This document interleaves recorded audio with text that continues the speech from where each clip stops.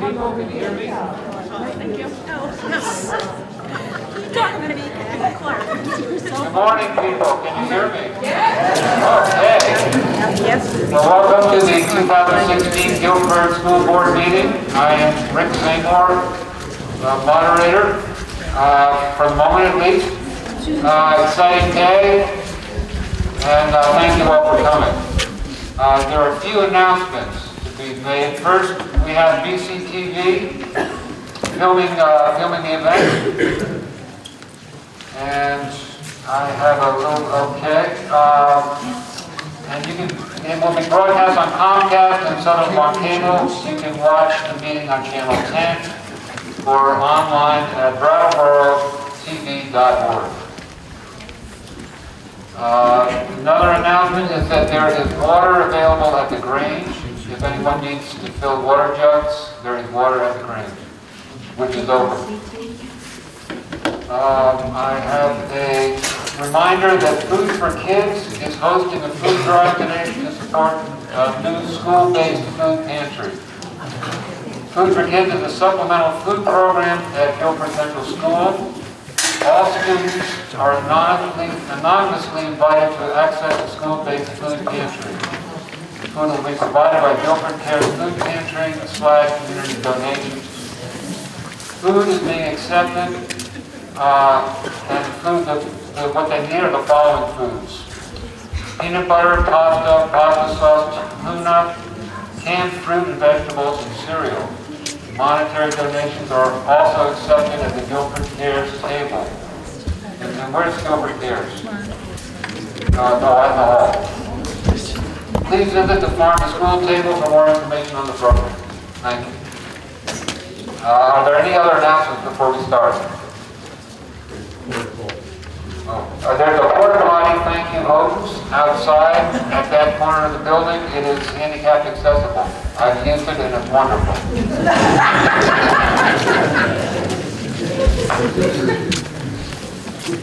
Okay, I now call the meeting to order. This is the Guilford Town School District, meeting March 1st, 2016. Alice just read you Article 1. To elect all necessary town school district officers for the ensuing year, one school director for a 3-year term and 2 school directors for a 1-year term by Australian Ballot. Article 2, to elect a school district moderator for the ensuing year. Do I hear any nominations? I'd like to nominate Rick Seymour. Second. Rick Seymour has been nominated and seconded. Are there other nominations?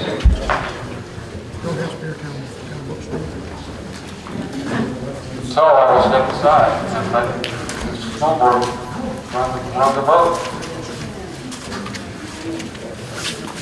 Okay, hearing no other nominations, I now ask you to vote on Rick Seymour for moderator for the ensuing year. All those in favor say aye. Aye. All those opposed say nay. The ayes here to have it, and you have elected me as your moderator. Thank you so much. I will read a few opening remarks. These are from Neil Quinn. Thank you so much, Neil. I'd like to limit each speaker to 5 minutes. Speakers must be Guilford registered voters and on the checklist. If you've registered, you should have been given a voter card to show if we are voting by division or paper ballot. The non-voter may speak to the assembly only with the suspension of the rules. And I know we will be hearing from our rep and maybe some other non-residents. And a suspension of the rules requires 2/3 vote, or I would just ask you for unanimous consent. These meetings are conducted using Robert's Rules of Order, although sometimes Vermont statutes supersede Robert's. And here's some basic rules. To make a motion or to speak to an issue, please stand and be recognized by the moderator. Wait for the microphone, or not, and state your name so that we know who you are and so the minutes can be accurate. Motions cannot be made while someone else has the floor. A motion can be amended, and an amendment can be amended. But there is no third amendment possible, because it would be too confusing. If you feel that a voice vote is not clear, you may call for division, meaning that you may either stand and be counted or raise your hand. And if you raise your hand, please hold it and show your voter card.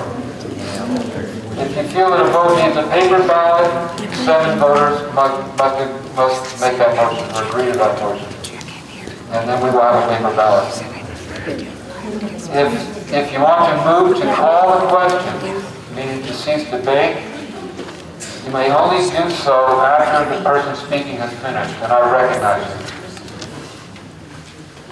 To call the question requires a 2/3 vote. If so voted, we will vote immediately on the motion or amendment on the floor. You cannot end your discussion of an issue by calling the question. Robert suggests that every voter will not be recognized a third time on a particular subject until all other voters who wish to speak for the first time are given the chance to do so. Although we may sometimes relax that rule during a lively and lengthy debate. In order to move things along, I may sometimes use the phrase, if there is no objection. As in, if there is no objection, we will suspend the rules to allow our representatives to speak. If one voter calls out objection, I will immediately call for a 2/3 vote necessary to suspend the rules. A point of order or point of information may be ruled out for a clarification of procedure or an explanation.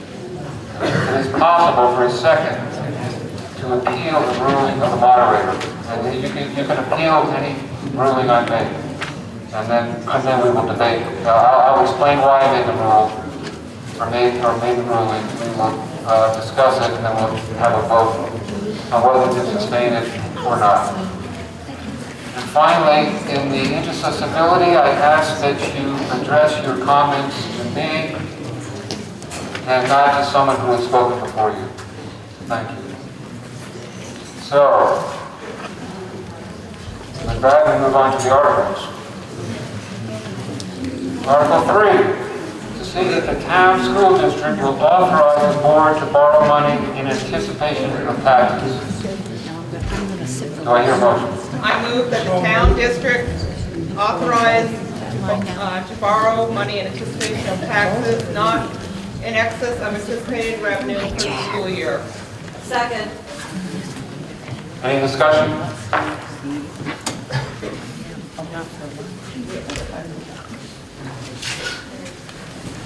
Seeing no hands, I will call a vote. The article states, to see if the town school district will authorize the board to borrow money in anticipation of taxes. All those in favor say aye. Aye. Opposed? The ayes have it. Article 4, to see if the town school district will authorize the school board to accept and expend categorical grants and aid received from the state of Vermont and the United States government. Do I hear the motion?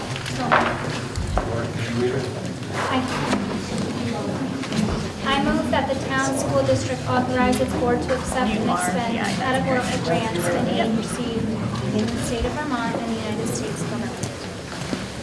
Do I hear a second? Second. Discussion?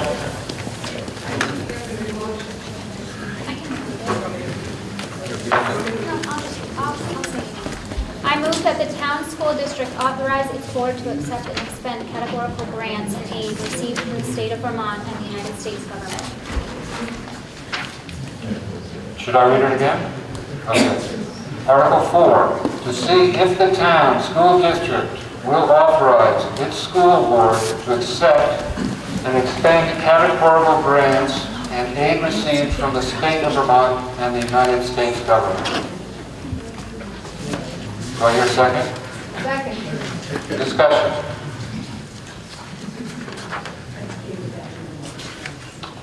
Seeing no hands, we will vote on Article 4 to see if the town school district will authorize the school board to accept and expend categorical grants and aid received from the state of Vermont and the United States government.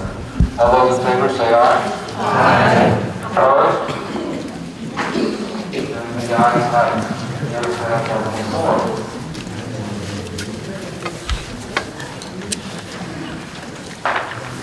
4. Article 5. See if the town school district will vote to raise and appropriate the sum of $114,000 to the major repair fund. Do I hear the motion? I move that the town school district vote to raise and appropriate the sum of $114,100 to the major repair fund.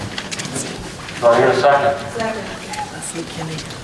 All those in favor? Oh, sorry, discussion. Is there any discussion on the article? Yes. I'd like, David Franklin, I'd like to know what you want the money for. The question is, what is the money for? So the major repair fund, of course, goes to things like upgrading the schools. For one thing, the heating system in the school has sensors which are not working. We have a oil tank which is now reaching the end of its life cycle, which needs to be replaced. There's a number of other things that work into the major repair fund every year that we have to address. So we felt that since this is a year in which we had a pretty good basically cash flow in terms of what our projected taxes are going to be, we felt that we could put that money away for those purposes. Did you hear that, David? Okay, I'll try to paraphrase what Steve said. There are sensors in school that are not working. There's a new oil tank needed. There's some major repairs. And that's what this fund is for, so that we can address major repairs.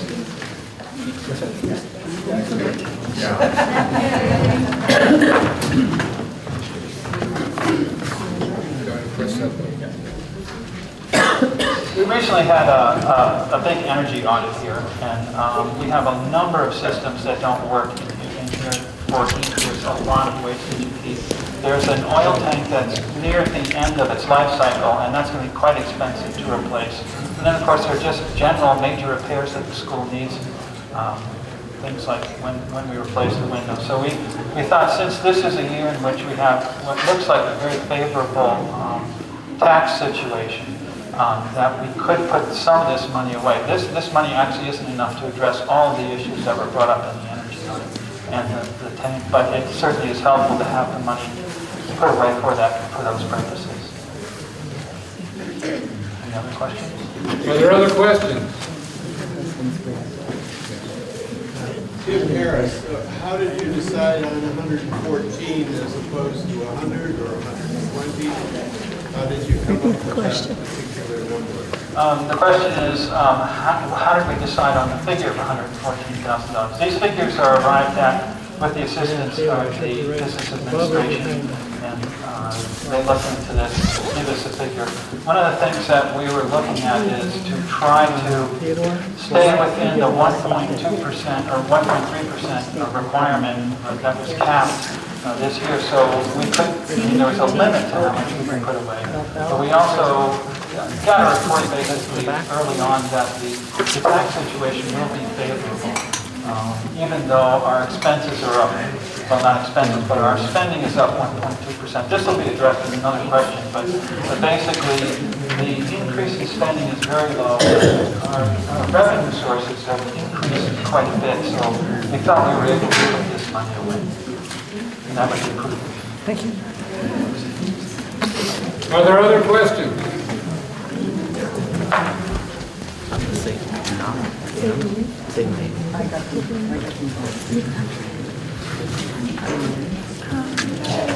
The article before us is Article 5, to see if the town school district will vote to raise and appropriate the sum of $114,000 to the major repair fund. All those in favor say aye. Aye. All those opposed say nay. And the ayes have it. We will pass Article 5. Article 6. To see if the town school district will vote to raise and appropriate the sum of $28,000 to the bus fund. Do I hear the motion? I move that the town school district will vote to raise and appropriate the sum of $28,000 to the bus fund. Second. Second.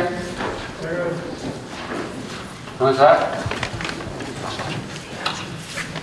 Okay, we will vote on Article 6. Oh, sorry, discussion. Thank you, Miranda. Is there discussion of the bus fund? Yes. Evelyn McLean, can you tell me why it's twice as much as was set aside last year?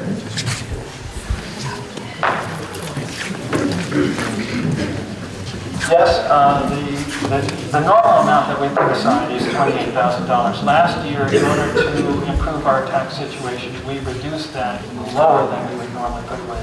Those buses are replaced on a 5-year cycle. So this year, because again, there's a more favorable tax situation, we felt that we could put the full amount away that we normally put away to replace the buses.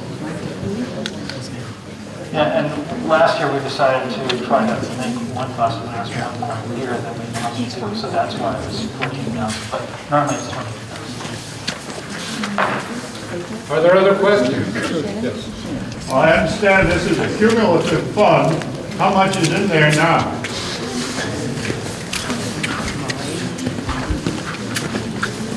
The question was, this is a cumulative fund, and how much is in there now? We're looking at it.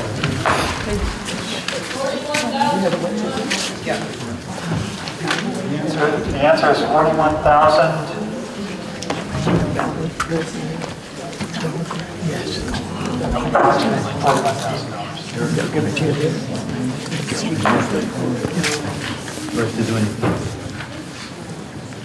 Other questions? David Franklin, how much are your buses running these days? I know they're not cheap. You can't buy a big. Current now it's about $79,000, $80,000 per bus. Yes. Amy Ross. Has there been any discussion about having a smaller bus run on those routes where there's only a handful of kids? Somebody else can maybe address that. Analysis on the buses. We have looked at cost differences between, and there's not a significant cost difference. One of the reasons we chose to keep the larger bus was if in a situation where we needed to evacuate the whole school, we would have room to evacuate students, which for our emergency management service in Guilford proves to be worthy. And the cost to maintain them is no different from a larger bus to a smaller bus. So we just felt it was favorable to continue with the size that we have had. Is there other discussion or questions?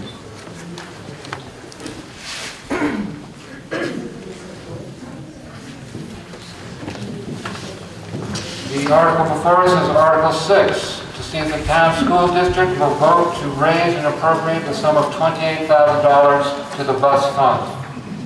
All those in favor say aye. Aye. All those opposed say nay. You have passed Article 6. Article 7. Shall the voters of the school district approve the school board to expend $3,086,456, which is the amount that the school board has determined to be necessary for the ensuing fiscal year. It is estimated that this proposed budget, if approved, will result in education spending of $15,821 per equalized pupil. This projected spending per equalized pupil is 1.2% higher than spending for the current year. Do I hear the motion? I move that the voters of the school district approve the school board to expend $3,086,456, which is the amount the school board has determined to be necessary for the ensuing fiscal year. Do I hear a second? Did Robin? Second. Yes. Is there discussion?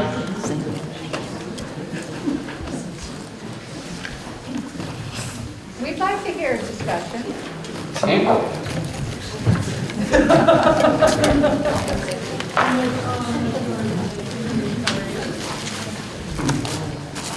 All right.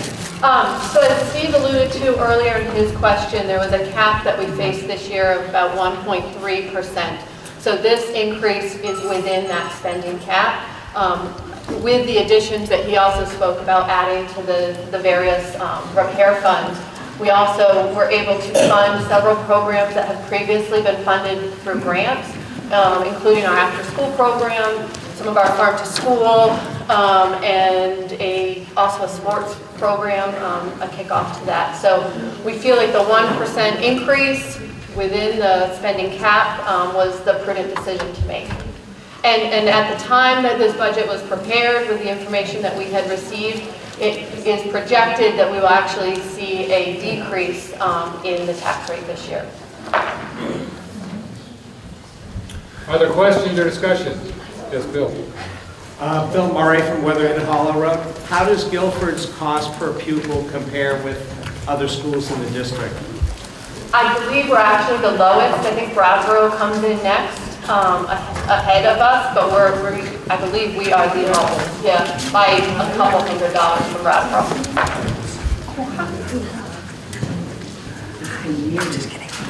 Yes. Could you just tell us the population of the school this year compared to last year?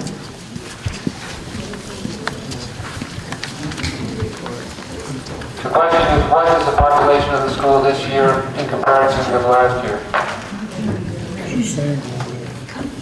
I don't know that I can speak directly on last year, but our principal is here. I'm sure he can. But I can tell you this year, and it may be easiest to turn to page 30 in your book if you have it, and it will list the current enrollment in Guilford.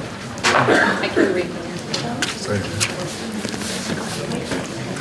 The total enrollment in Guilford Central is at 111, and the total enrollment for BUHS, including middle school, is 114.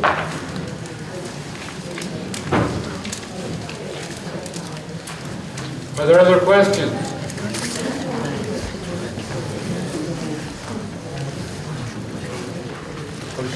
Sorry, Sean. I can just, my name is Sean Murphy, and I'm the rep from the BUHS District 6 Board. And in response to Bill's question, the per equalized pupil amount at the high school was $17,349. So that just for comparative uses, give you an idea of what it costs.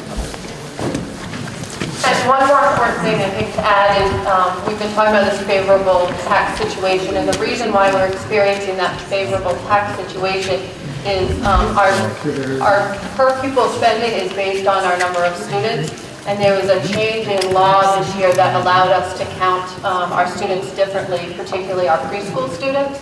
So by adding in the head count for incoming preschool students, it allowed us to spread the cost over more students, which is how we ended up in this favorable position.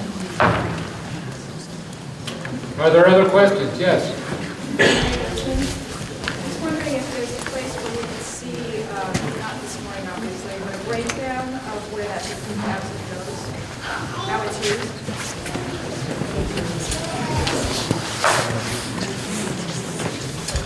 The question was if there was a breakdown of how the per pupil spending, the approximately 15,000 is used. And I think our superintendent is going to speak to that. With your permission, I'd like to suspend the rules to allow Ron Stavely to speak. Do I hear any objection? We will suspend the rules.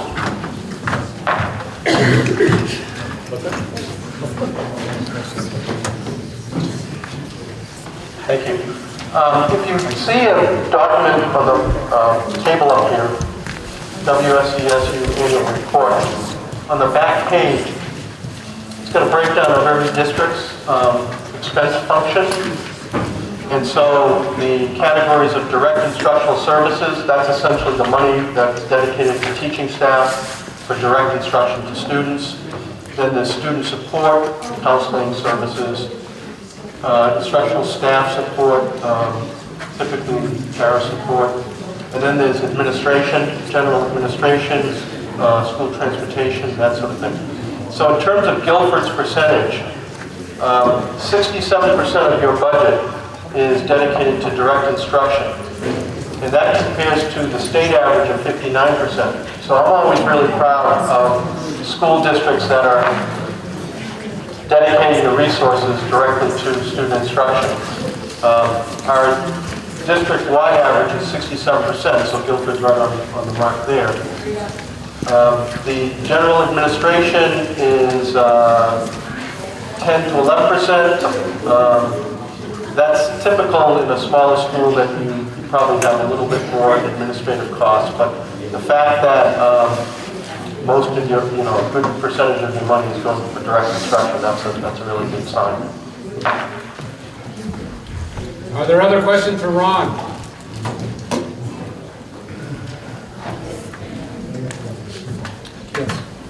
I have a question. Ron, within the district, we're pretty much in the ballpark, but we're a good 10% higher than the statewide. How is that justified for the whole supervisor district? When you say higher than statewide, you're referring to what? The 59%. Well, economy of scale, in some districts where they have really tiny schools, their class sizes are probably between 12 and 13 to 14 students per class section. Guilford's probably closer to 16 to 18, which is a good average. That has a huge impact on direct spending. And so I'm not sure about other districts, but our district is pretty, consistent between 64 to 70% of our budgets are dedicated to direct instruction. Some schools may spend more on transportation costs, administrative costs, facilities. Cheryl. Cheryl Redmond, Guilford Center Road. Isn't what you're saying then it's not, the overall cost isn't 10% higher, it's a proportion of what the cost is, and we spend more of that cost on direct instruction, which actually seems, in my opinion, like a good thing because we're spending more on teaching. So it's not we're spending more dollars, we're spending a higher percentage of the dollars that we do spend. Yes, thank you for that clarification. I may have missed your point to that, but that's exactly right. It's the proportion of the spending for direct services that's higher than the state average, which is a really good thing. Other questions? Yes. I'm wondering how many kids are using the after-school program? I can speak to that. I run the after-school program. We started off with about 10 kids. We're now up to between 12 and 14. It fluctuates depending on need. And it's a 2-day-week program. It's been going really great. And do the parents share the cost, or is it? Yes, we offer a sliding scale of $10 a week to $30 a week, and it breaks down pretty well. We have a couple families, out of, let's say, 12 families, we have about 2 to 3 families paying the high price, between 3 and 4 paying the middle, and then the rest paying the $10 to $15. So it ranges. We look at scale. Okay, thank you. Yeah. Could you look at on this side? Sorry. Could you repeat that for me, please? We started off with 10 kids, and we're now up to this section at 12. We fluctuate between 12 and 14. We offer a sliding scale, so it's $10 to $30 a week. We have 2 to 3 families paying the high end, 3 to 4 families paying in the middle, and then the rest of the families paying the $10, sometimes between $10 and $15. Can you ask what what is the program? The program, the kids come from 2:30 until about 5:15. We do general outdoor time, quiet time, and then in the middle, one day a week, I do a special activity for the session, science experiments, cooking, story of puppets starts in here, and then because thanks to Maggie Foley, we got a grant, so we have a little extra money. So the other day, I invite other community members to come in. So we've had people come in and do simple building. We've had this session. We have NECA coming in. They gave us a generous grant, so we have we're doing some circuit stuff. We've done Beat has come in and done a winter program. I have yoga coming in. Our art teacher's going to come in and do arts and crafts. So and everyone does it at a really nice rate. So it's been really progressive. Oh yeah, we feed them too. Are there other questions or discussion? Yes. Amy Frost, just wondering what happened to special ed? Excuse me, I recognize this woman in front of the white turtleneck. My name is Sandy Lynn. I want to know, given the size of the school population, what consideration there has been.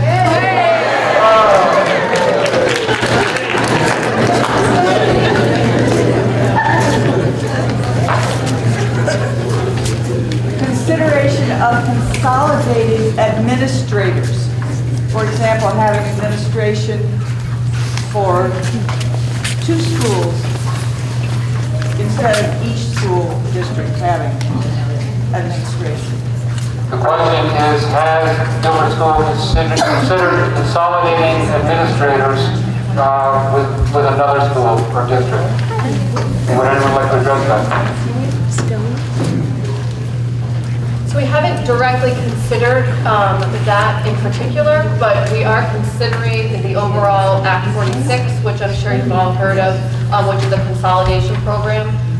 So in looking at the various options for consolidation, again, we haven't specifically addressed that, but we are looking at various consolidation efforts that could benefit us. Yes. I just also wanted to add on the after school program, our homework club is rolled into that as well in the budget, so that's for grades 4 to 6. And I think that has been really helpful to talk to some of the teachers about effective hours, teachers that come in, the kids have the assistants do homework, and I think that's been very successful as well. Yes. Amy Frost, I'm just wondering what happened to the special education item. There's a significant decrease in funding, and so what happened there? I believe what you're referring to is our consolidation of special education, which as a district overall, we recognize a $300,000 savings, so that would have been spread amongst all of the districts. Did I answer your question? I don't understand. She doesn't understand.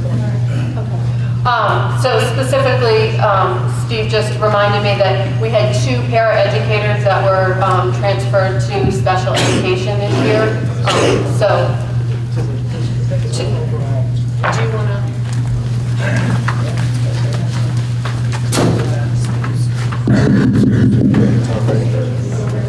to? Do we have a runner for the audience microphone?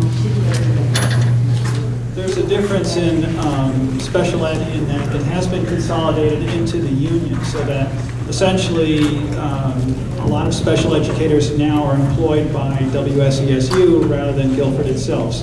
Then Guilford purchases special ed services back from the union. So this was state mandated. So we did have basically a couple of paras who went over to WSESU, but they we still have special ed in the school. But what that does is it shows a drop in our budget of who we're paying, but there will be a corresponding increase in what we pay for special ed services.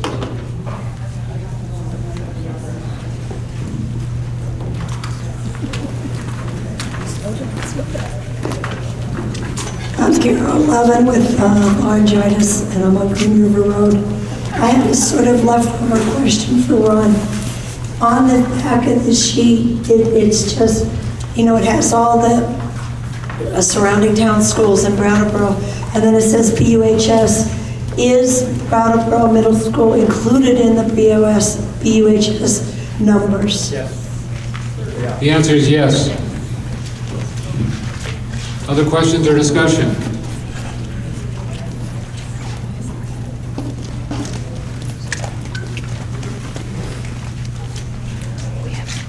Other questions or discussion? Last call.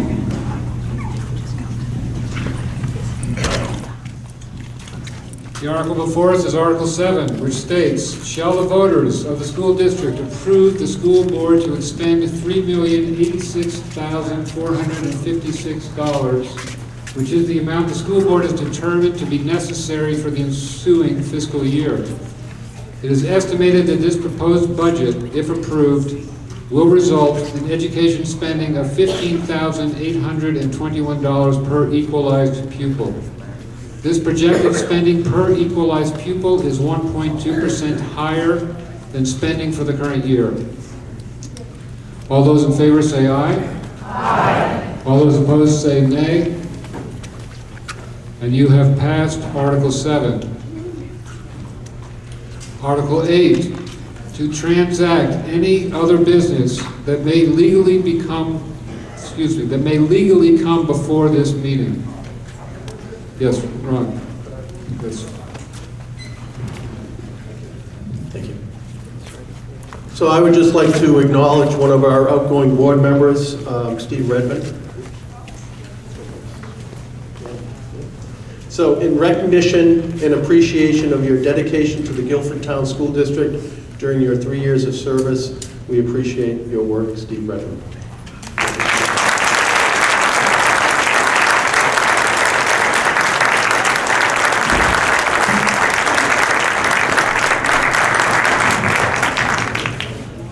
Thank you, Ron, and thank you, Steve.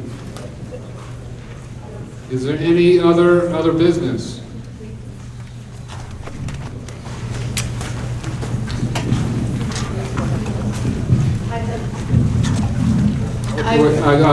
Sean has the floor. My name is Sean Murphy again from Guilford, and I've been quite involved with Act 46 and all that's been coming down in terms of that law. So basically, maybe people have seen the article that I wrote in the Gazette, and I would just like to say that the study committee has been working extremely hard from all 5 towns to try to come to a consensus as to what to do moving forward. It's not a clear path. Unfortunately, things are taking longer than they should, but we have excellent representation to the board in Beth, and so I think she really needs to be thanked for all the hard work, many meetings. One of the things I've done is kind of look at some of the finance and what the incentive would mean for the town of Guilford. And over a 5-year period, it would be about $400,000 returned to the taxpayers on the homestead education property tax. So I think that the money aspect is probably a small part of what the Act could do for education, but I think it's an important one to look at. And that's about it. If anybody has any questions, since I've been going to all the meetings, I'd be happy to speak with anybody about it. So thank you very much. Thank you, Sean. And I would just point out that it is conceivable that this could be the last town school meeting in Guilford.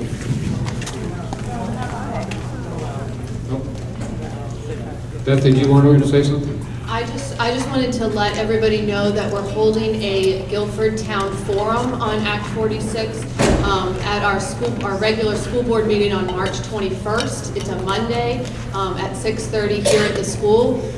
So that would be a wonderful time for us to field your questions and your concerns and for you to hear all the details about what the committee has been exploring. The committee is currently exploring this accelerated option that Sean just spoke of. However, we've paused that investigation for a few meetings in order to study some of the alternative options that are available to us. So there's a lot going on, a lot of information, and a lot of options. So I strongly encourage you to come to the meeting on the 21st to help share your perspective and your opinion. Thank you. Yes.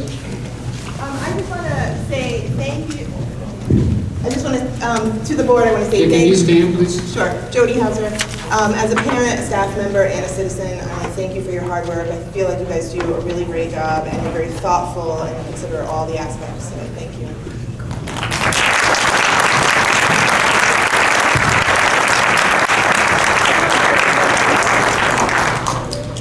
Is there any other business? Cheryl? Oh. Hi, my name is Hannah. I'm on Sweet Pond Road, and I am the Farm to School Coordinator. I'm the Farm to School Coordinator here at GCS, and I also do a local food buying club, and I just have a few updates that I want to share with folks. We recently started a collaboration, or grew upon a collaboration that we had with Guilford Cares, and we've started a school-based food pantry. So students that express a need can anonymously access canned, perishable, non-perishable foods here at this school. We're hosting a food drive today. You'll see at the entrance that there are bins. And I'm really excited about this collaboration because we're seeing an increase in poverty here in Guilford, and it's just a small step that we can take towards trying to keep our students and our community fed. And so if you have any questions about that, I invite you to speak with Chantel, who's the guidance counselor here at the school. You could also speak with Pat Hain or myself. There's more information at the table in the front entrance. I also would like to give some farm to school updates. I want to thank the school board for increasing the farm to school budget this year. It was really exciting and allowing us to really dive deeper into creating a thriving farm to school program here in Guilford. We have some really exciting things that we're working on this year. As of January, GCS is composting 100% of the food waste that is created in the cafeteria.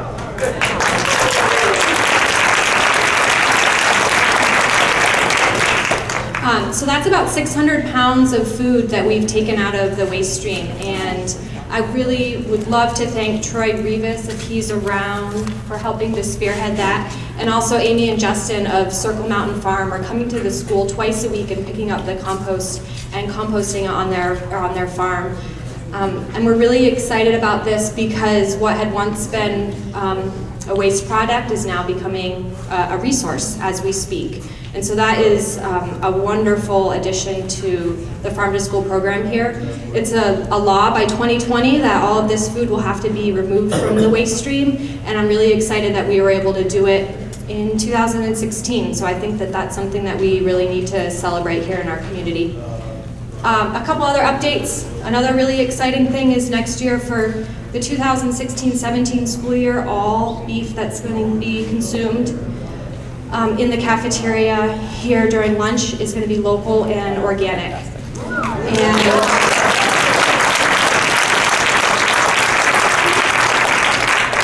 And I hope that everyone takes the time to thank Mary Ellen and John and David of Franklin Farm, because they have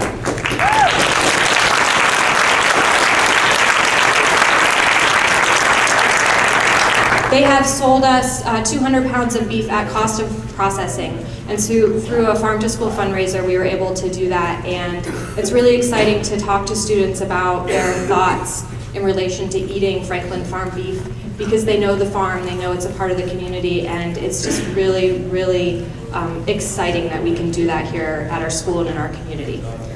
A couple other updates. We continue to grow the program through, you know, the Circle Garden in the front. We had the best year last year that I've heard has ever happened in the garden here at the school. And that was through a team of volunteers that came and weeded and watered and took care of the garden all summer long. And we're really hoping to expand upon what we're able to grow there so that it's not only a learning environment, but we may actually be able to subsidize not subsidize, but supplement the school meal program so that kids can take part in not only growing the food, but having it in the cafeteria. So that's something that we're really excited about.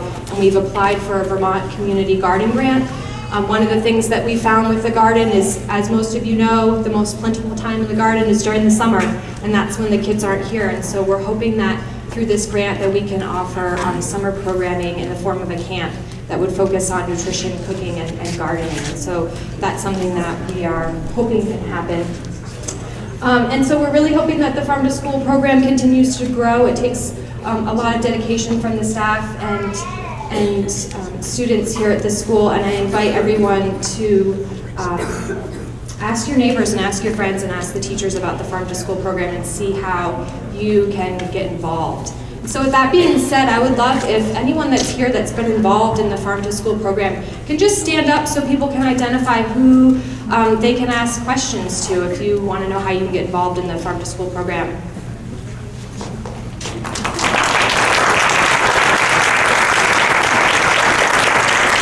Thank you, Hannah. Is there other business?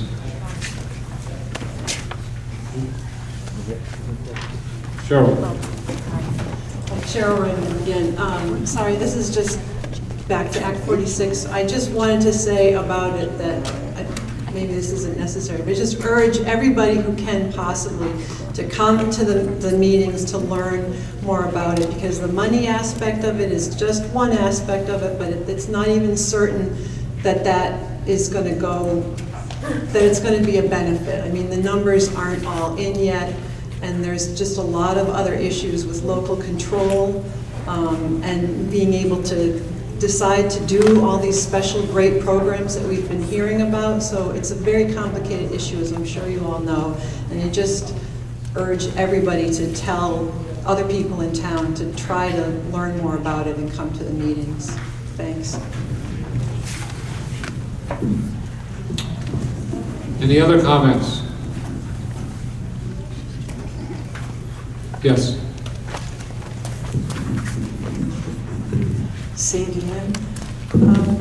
I just want to invite you to stop and look at the material at the table just outside the cafeteria. There's a new nonprofit called Community Collaboration for Guilford, and it's setting up space and support for nonprofits and for services that are needed here in Guilford. So please come look at the information. Thank you.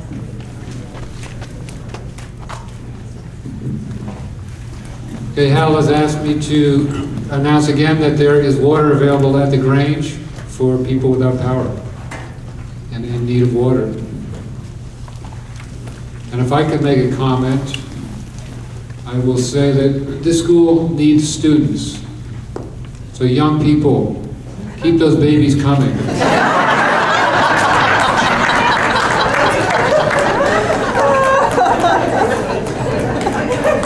Other business. I mean it. Yes. Can I make a general announcement? Of course. I just want to remind folks of Green Up, which is coming up. It's the first Saturday in May, and I hope folks will come out and help pick up the trash alongside the roads. Our command center is at the Grange, and I would love to see you all. Yes, Don. As long as everybody else is doing this. Guilford Center Stage, which is a brand new project of the Grange, is this summer is going to be co-sponsoring with the library a theater camp at the Grange, August 15th through 19th. And we're going to be trying to pay for this primarily just by getting donations. It's going to be pretty inexpensive. It's going to be free, by the way, for Guilford kids, 5th to 8th graders. And they'll spend the morning at the Grange doing theater workshops and the afternoon at the library and doing outdoor exploration and stuff.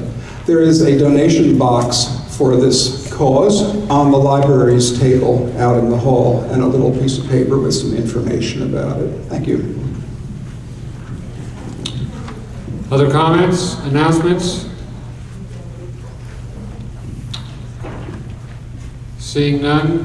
Before I adjourn the school meeting, a couple things I hope you will stay in your seats for. One is I think Mike Hebert is here to address us, and with your permission, we'll suspend the rules and let him speak.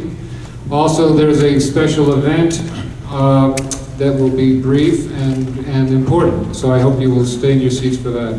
So, Mike, would you like to come up?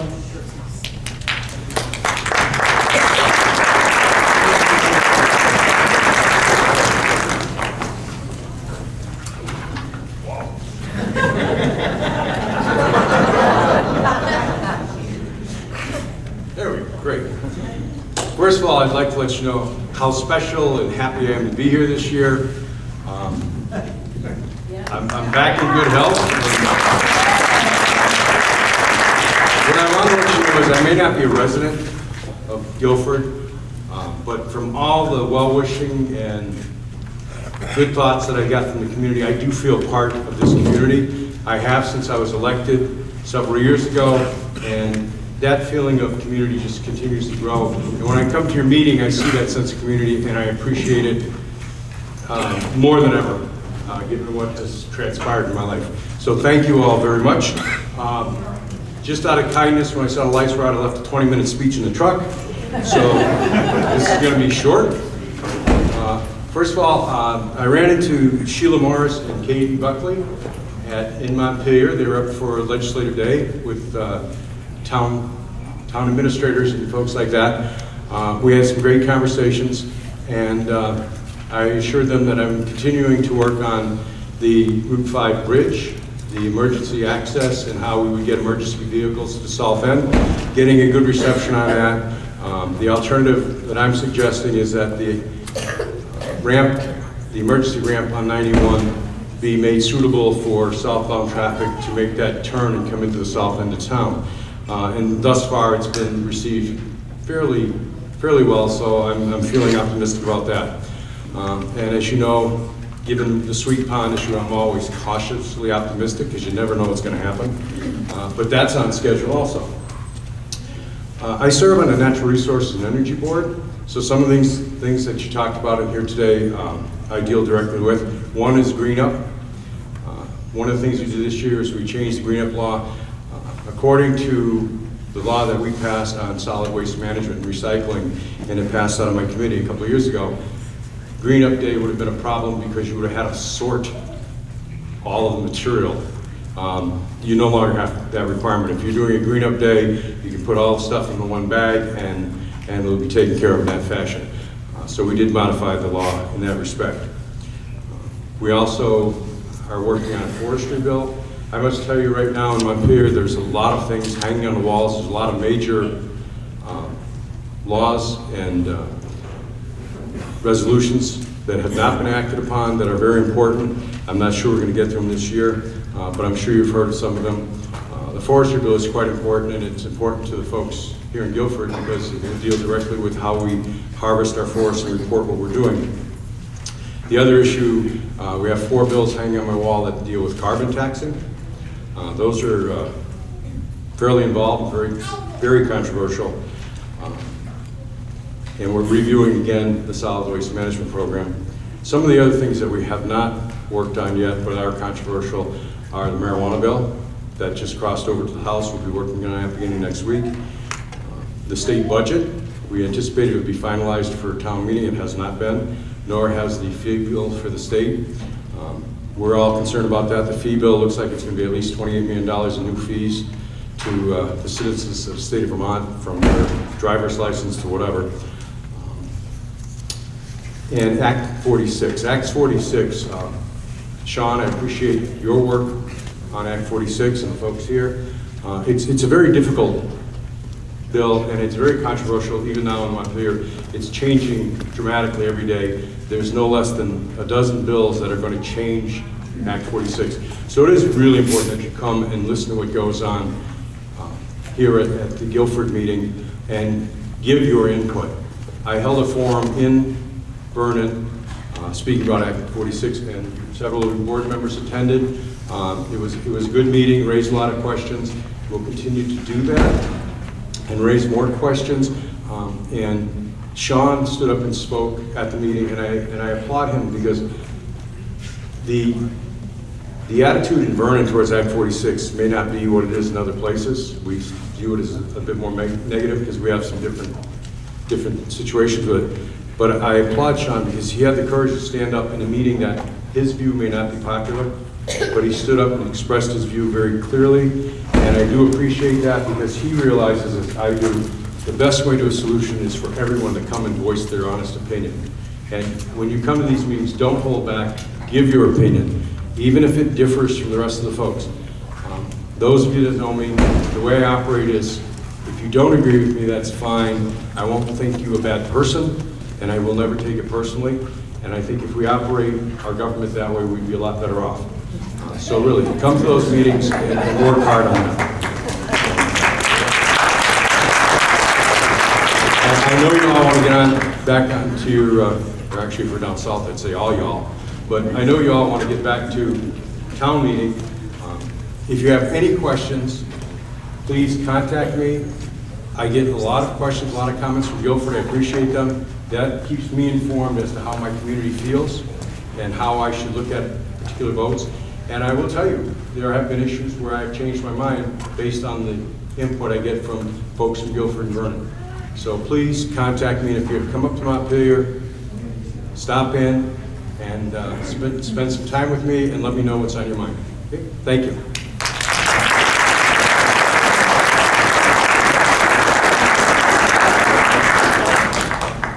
Thank you, Mike. I will now adjourn the school meeting. Oops. Before I adjourn. Eric Morse, Sweet Pine Road.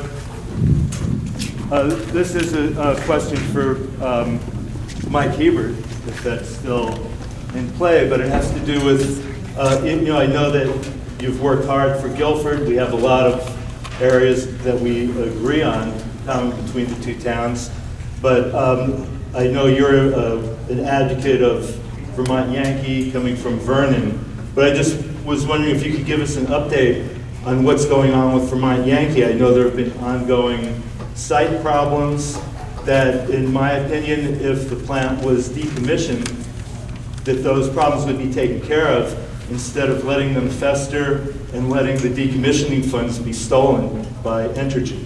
So could you give us an update on that?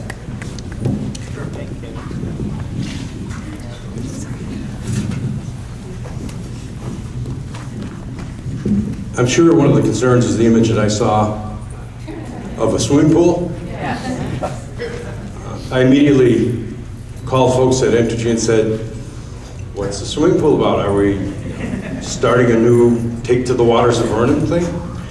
But the reality is that seepage had always occurred, but when the plant was operating, the pumps and the circulation system within the plant would handle that water.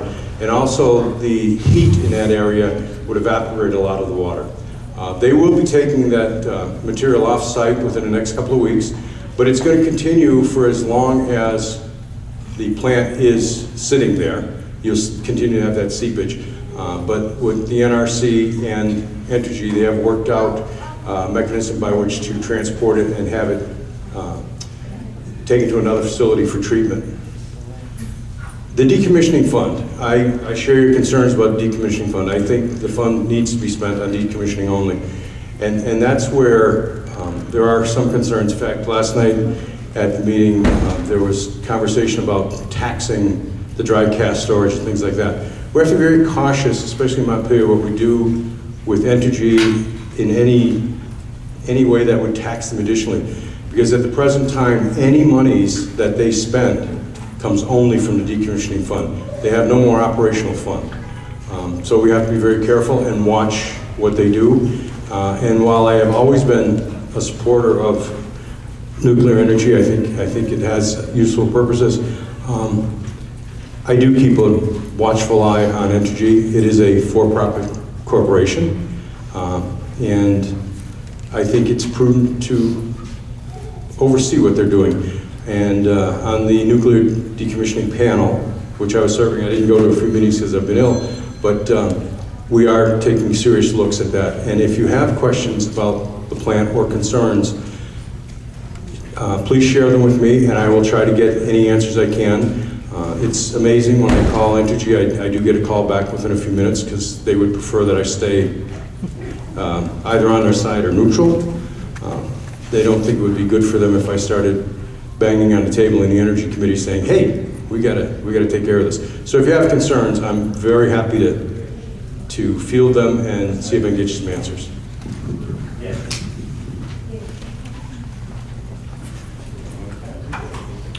Are these questions for me?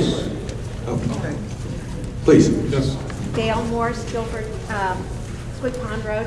One of my concerns was what you just... Could you wait for the mic? Sure. One of my concerns related to what you just said, and it was alluded to in that newspaper article also, that this water would be taken off-site and dealt with, I think it said in Idaho. You know, then it's just like, oh, good, we don't have this radioactive water right down the road anymore. But exactly what's going to happen to it in Idaho? It doesn't help to say, oh, it's going to be taken off-site and dealt with. So that's one of my concerns.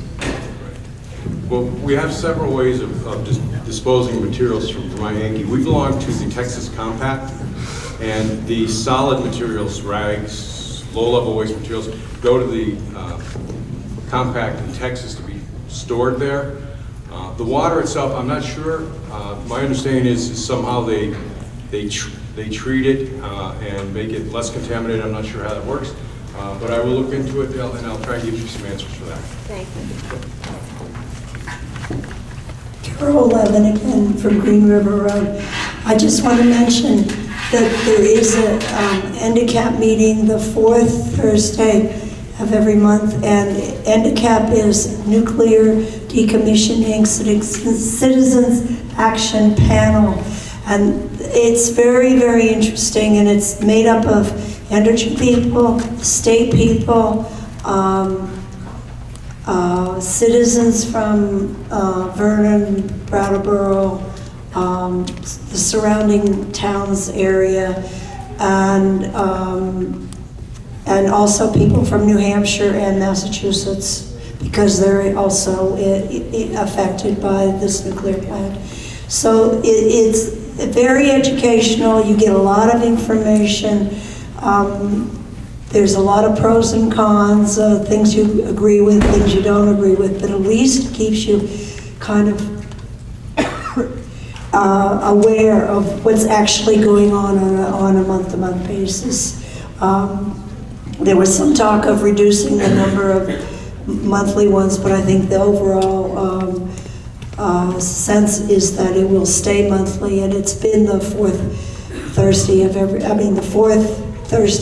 month, and it's either at the Brattleboro Middle School, the Brattleboro High School, or the Vernon School. So if you want to know about what's going on, that's a great place for information. Any other questions? Someone left this up here on the table. Just one more comment, if I may. I had left some of the Senator Doyle surveys on the table.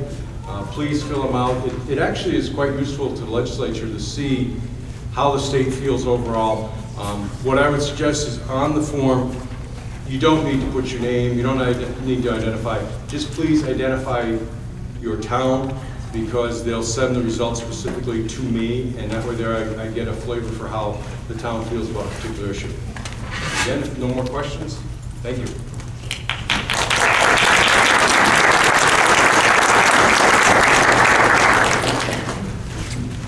With that, I will adjourn the school meeting and ask you to extend your seats momentarily for a special event.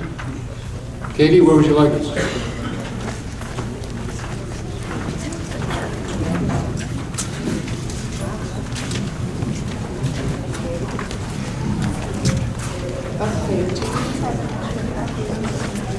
That's our power.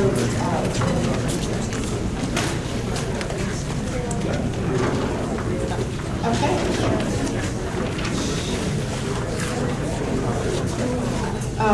Bill.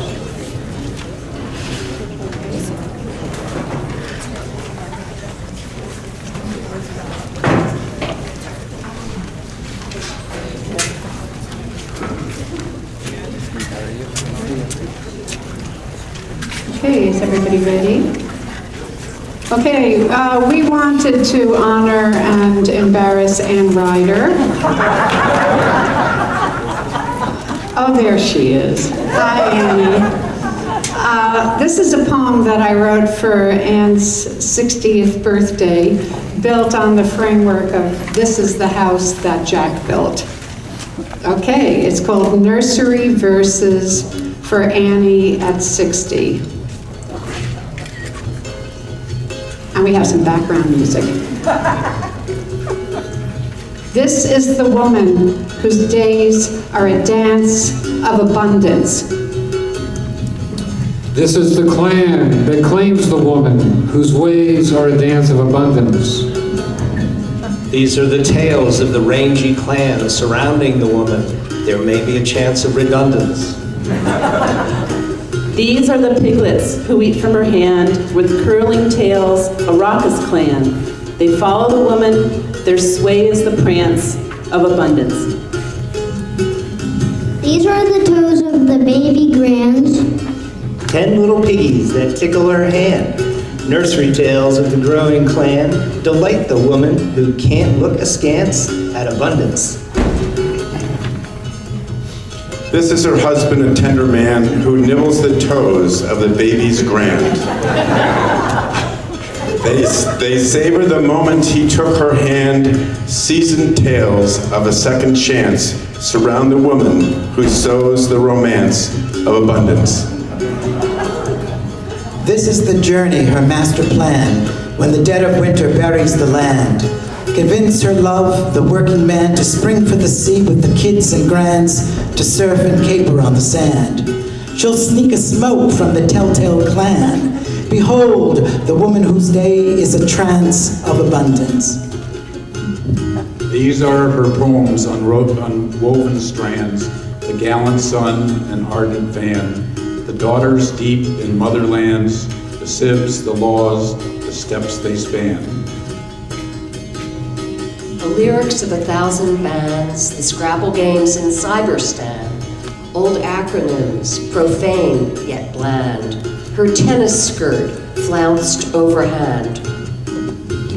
The Cobra head, her lethal brand, unsorted blooms in aluminum cans. The friends outlived, the love expands, whose dreams could fill a carrot. This is the town that understands, the gardener nurtures on demand. She meets the needs of master plans as decades turn the treasured land.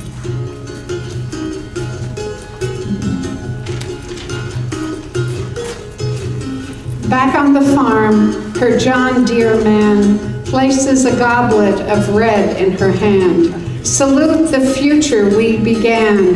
Behold the woman whose days are a dance of abundance.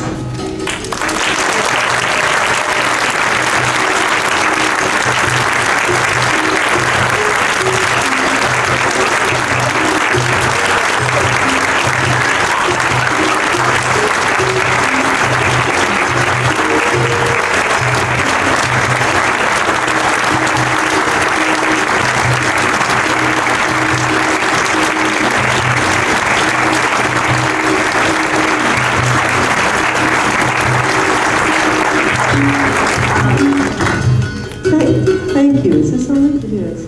You know, I actually have some things to say. Sorry.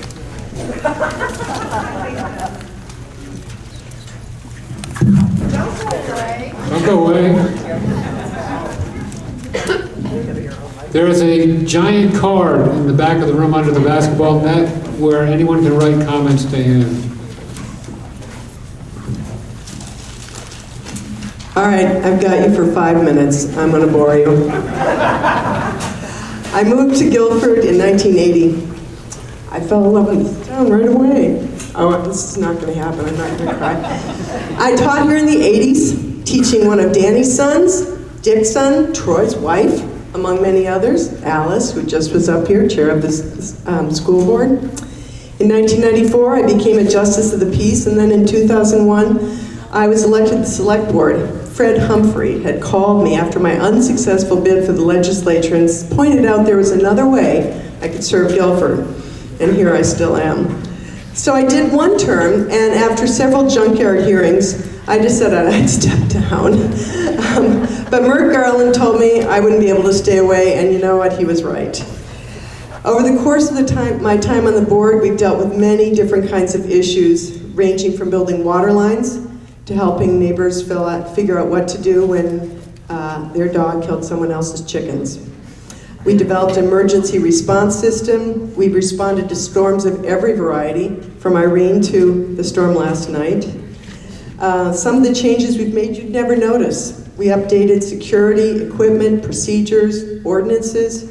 We restructured our financial system to create good checks and balances and transparency. The state regulations and requirements have been loaded, and our town has responded remarkably to these multiplying requirements. We've worked to stay current, but we wanted to keep our small town sensibility.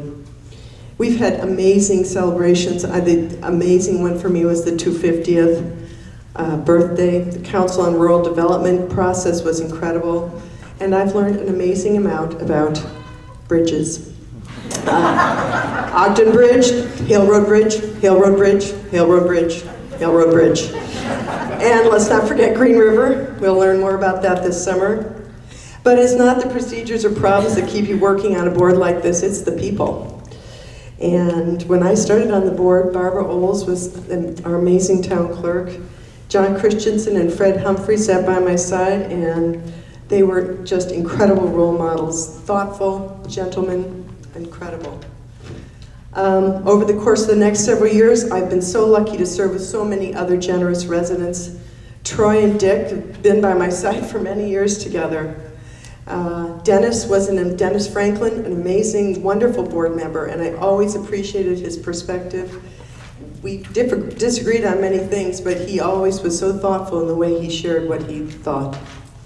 And I'm so happy to have the energy and elbow grease of Sheila Morris and Gabby Kafrida up here too. There are so many people in this town who care so deeply and give so much. It's hard to believe there's another town with this kind of spirit. Members of the Planning Commission, Conservation Commission, Cemetery Commissions, listers, auditors, library board members, emergency management people led by amazing Herb Meyer and Ron Linker now. Herb is one of the most humble and generous people I have ever met. But I'm most grateful for the people who work for this town, in this office, on the roads. I'm so glad, Danny, that you're here and not out on the roads right now. Danny is amazing. His crew is, I think, the best crew we've got right here in Southern Vermont, and we're grateful for them.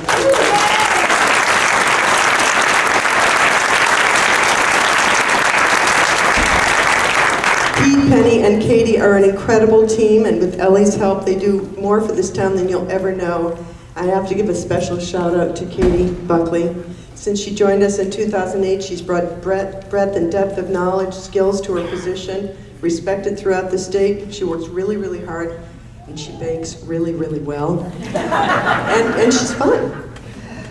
This is sounding like an award speech, I know, and I'm going to stop. But I got one more thing to say. I couldn't have done this job for this length of time without the support of my family, Mags and Eli and Peter, especially my Guilford team, and Thayer. There's some here too. There you are. And Amit and all of them.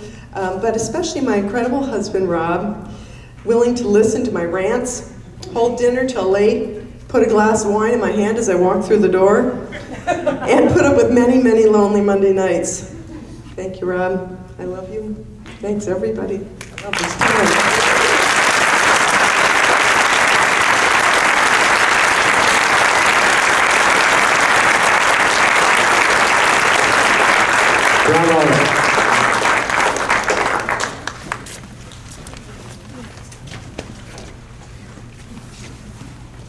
It's about 11:15, 11:20. With your permission, I'd like to start the town meeting. Is that okay? Okay. Do we have the select board?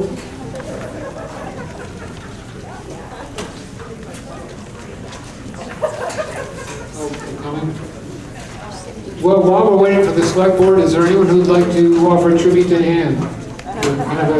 We can have a brief open mic here because she can't go anywhere. Okay, I will call you to order for the 2016 Guilford Town Meeting.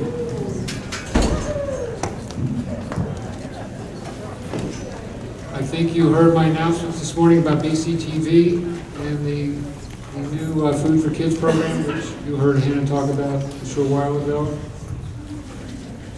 Article 1, to elect a moderator for the coming year. Do I hear nomination? Mr. Moderator, I would like to nominate Rick Zamore. Rick Zamore has been nominated. Is there a second? Second. Are there other nominations?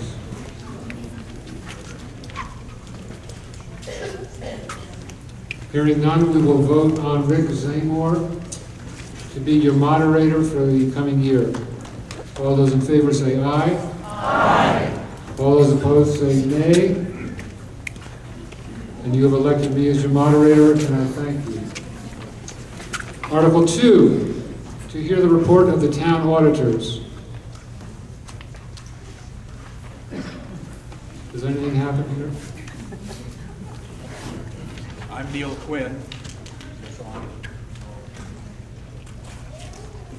Neil Quinn, Sweet Pond Road, and I'm one of the elected auditors, and I would move that we accept the book here as printed, except for one thing on page 85, where a little mistake was made.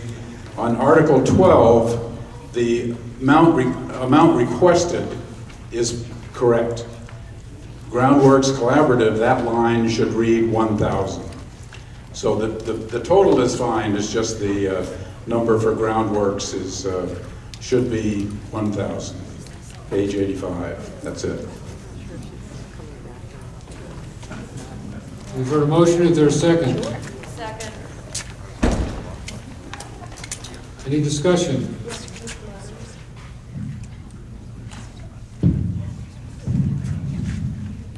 Neil and the other auditors put this book together every year, and I just want to say thank you, and it's an amazing piece of work. So thanks, Neil. Thanks, Ellie. Thanks the auditors who do this. It's great work.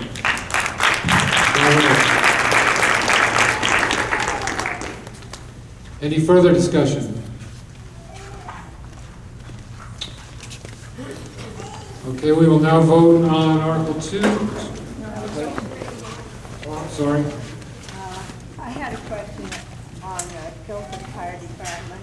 The town appropriation there was listed as 201. The town appropriation was listed as 201,726, and they were given 219,458. So I don't understand this difference. Neil, could you or someone speak to that?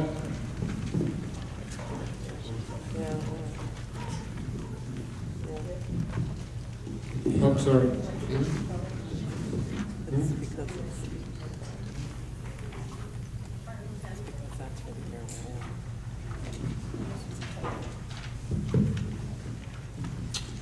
Okay, there's a comment that maybe we should defer this until Article 10, which is the discussion of the volunteer fire department budget and appropriation. Would that be acceptable? Yes. Okay. All right, well, we will defer this to Article 10. Thanks, Ed. Any further discussion of Article 2? Okay, we vote on Article 2 to hear the report of the town auditors with the change that Neil mentioned on page 85, the Ground Wars Collaborative appropriation being $1,000. All those in favor say aye. Aye. All those opposed say nay. And the ayes have it. Article 3, to hear the report of the library trustees. Richard Wazansky from Packer Corners Road. I'm on trustee of the Guilford Free Library. I turn your attention, please, to the report, which is on 47, and ask you to accept the report. I'd like to point out a couple of exciting aspects of that report, which are on page 48. You'll notice in the first paragraph on page 48 that the second sentence begins, therefore every citizen of Guilford has access to our computer technology, even if they do not own a computer. I think that's a remarkable phenomenon for a small town such as ours. Also, I would like to call your attention to the intention of the library to refurbish the children's room. There's going to be quite a renovation there, and we hope that you'll all come and see it when it's done. Next, on the fourth paragraph on page 48, in the last sentence, by joining the Catamount Library Network, we essentially expand our collection from 4,000 to more than 250,000 volumes. That also is remarkable for us. So that by joining the Catamount Library Network, you as a resident of Guilford have access to a collection of libraries in the state, which will be fantastic for your research and your reading pleasure. Also, the last aspect that I'd like to point out is that the library trustees work very hard to raise a great deal of philanthropy for the library. That's about $10,000 this year. We appreciate the town's receptiveness to our annual appeal letter and to the events that the Guilford Free Library sponsors. So that $10,000 represents a great deal of work and sweat by the trustees, but also you, town of Guilford residents, and we thank you very much and we're grateful. Okay, I think I forgot to ask for a second on this article. Is there a second? Second. Okay. Discussion? Yes. Nigel Kramer from Maple Hill Drive. I just wanted to make a note to what Richard said about the ILL, the interlibrary loan. As Kathy and the others people know, I'm a major user of that, and it's a marvelous resource. You can even do the ordering, reserving the books online. So anybody who needs more books, that's a great place to go. Thank you. Thank you. Yes, Kathy.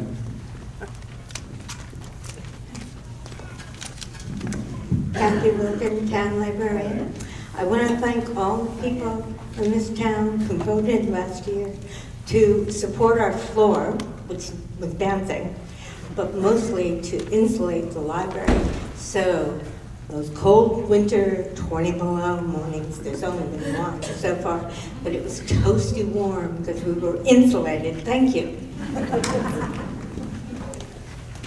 Other discussion? Hearing none, we will vote on Article 3 to hear and accept the report of the library trustees. All those in favor say aye. Aye. All those opposed say nay. And you have passed Article 3. Article 4, to elect the following officers: trustee of public funds, 1, grand jurors, 2, library trustee, 1, trustees of the Warren Wilder Fund, 2, and cemetery commissioner, 1. Do I hear a second? Second. Or do we hear? Point of order, we usually vote on these. Mr. Moderator, we usually vote on each office as a individually. All right. And since I'm already speaking, Please do. I would like to nominate Todd Mandel for another 3-year term as a trustee of public funds. And do we need a second? Second. Okay. Todd Mandel has been nominated for trustee of public funds. Are there other nominations? Okay, can we wait and vote on all of these at once? No. No. Okay. All those in favor of Todd Mandel as trustee of public funds signify by saying aye. Aye. All opposed say nay. And you have elected Todd Mandel. Grand jurors, 2. Do I hear nominations?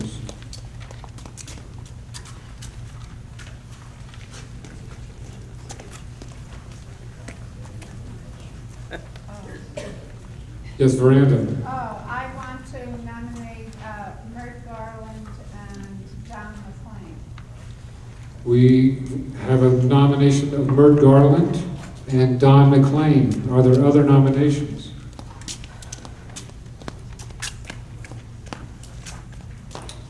Then we will vote. All those in seconds. Carol. Thank you, Carol. Yeah, please remind me when I forget something here. So all those in favor of Mert Garland and Don McLean as your grand jurors signify by saying aye. Aye. All those opposed say nay. And you have elected them as your grand jurors.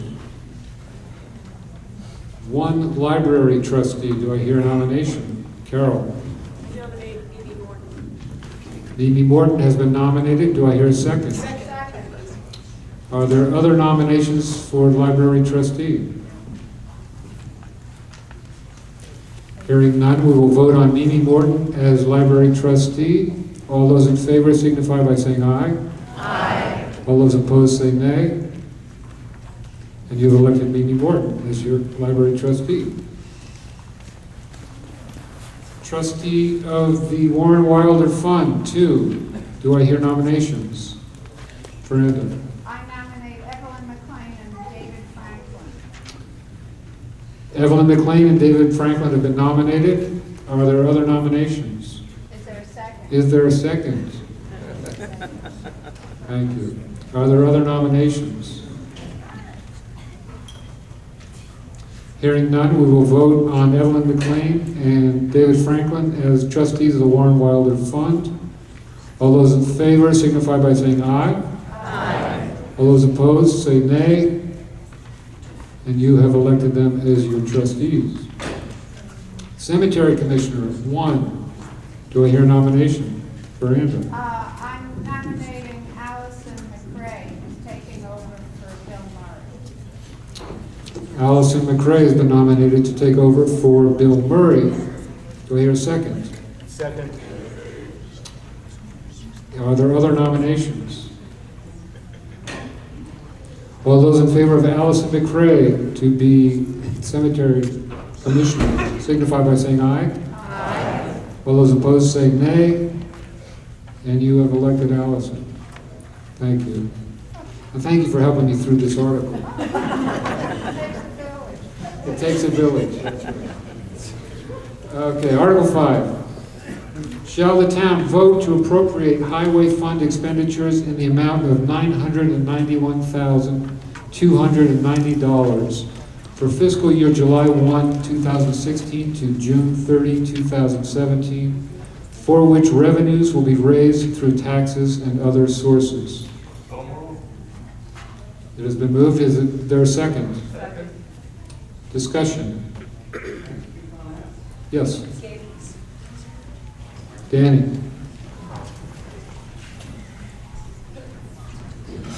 Name's Dan Zimbrowski. You're probably all wondering why the highway budget went up almost $200,000 on my part. I got 2 guys that are going to be retiring. We're going to go to a 5th man. So when one of the guys get done, we got somebody to take over his place and then get them used to the roads and stuff. Then I went up on guardrails, gravel, sand, salt. just over the years, I've been asked to cut my budget every year, and I told the board this year it was time to start going back up on little things, and so we have, you know, the work I can do the stuff with, so. That's all I want to say. Thank you. Yes, Cheryl. I just want to make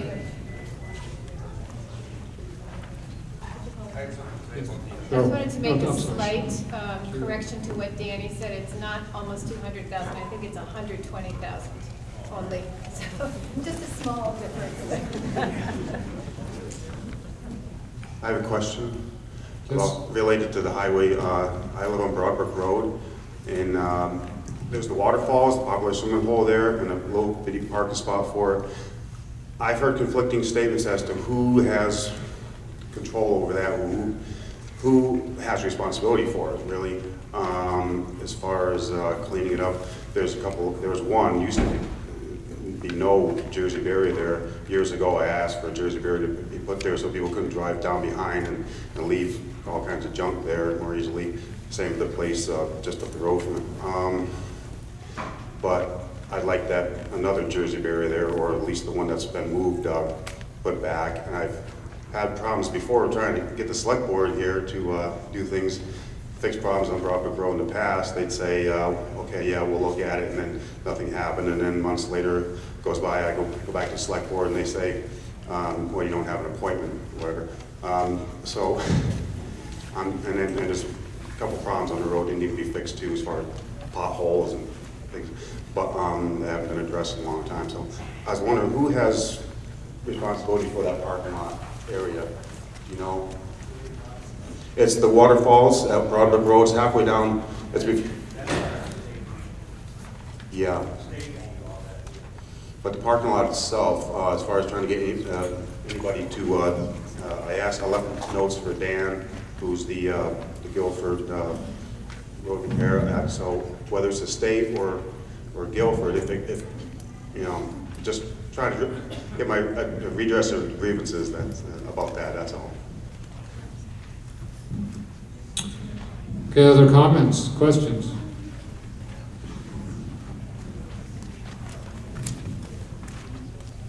I see no hands. So we will vote on Article 5. Shall the town vote to appropriate highway fund expenditures in the amount of $991,290 for fiscal year July 1, 2016 to June 30th, 2017, for which revenues will be raised through taxes and other sources? All those in favor say aye. Aye. All those opposed say nay. You have passed Article 5. Article 6.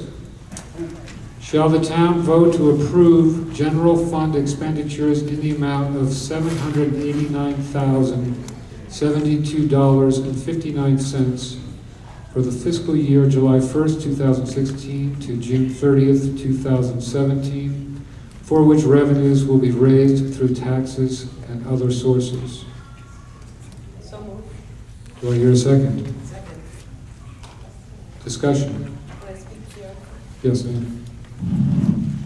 I'm just going to do a few notes about the general fund budget, which you will find on beginning on page 9. This budget does represent an increase of 7%, roughly 7%. 50,000 of this increase is due to an increase in the contribution to the capital fund. We have funded the capital fund at a level of 150,000 for several years. We have increased that amount to 200,000 in anticipation of improvements to the highway garage on Bennett Road. And we're also contributing again to the Green River Covered Bridge Fund, although we're going to be doing significant repairs that are already budgeted and paid for to the Green River Covered Bridge this summer. We want to continue to put money away every year so that you know, within the next 20 years, we'll have another chunk of money to deal with probably the repairs that we'll be doing, hopefully not more than, you know, in 20 years. There have been decreases in health insurance line items There was, as an additional staff member, the town clerk, town treasurer's office, not full-time, but part-time support. So those are some of the highlights I wanted to point out to you. If there are any other questions, we'd be happy to take them. Other questions or comments?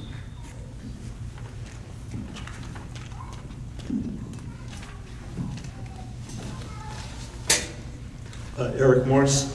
Could you explain where the figure $789,072.59 comes from? Because it's not actually, that figure is not in the budget. Okay, so if you remember last town meeting, we had a little go-around about this. Eric, that is the amount that we will vote on minus the amount that's in the article about human services. So, because we vote on those separately. Okay. And any subsequent articles that are separated out. So that's the amount, other than the amounts that are in separate articles. Last year we well, we don't need to go into last year, but at any rate, that is the amount if you pull out the budget amounts in other articles. So if I understand correctly, the town budget is all the figures that we're going to vote on today, in sum?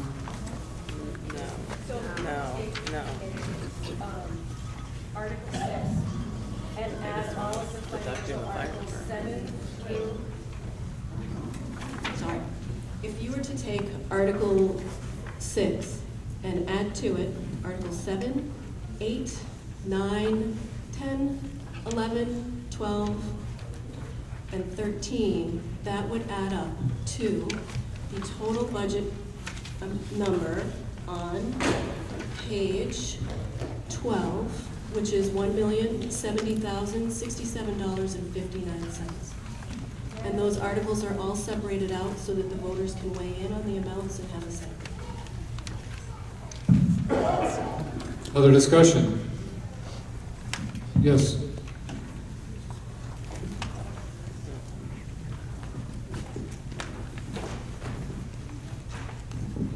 For those of you that don't know me, my name is Ron Linker. I'm getting to that. And I live on Carpenter Hill Road.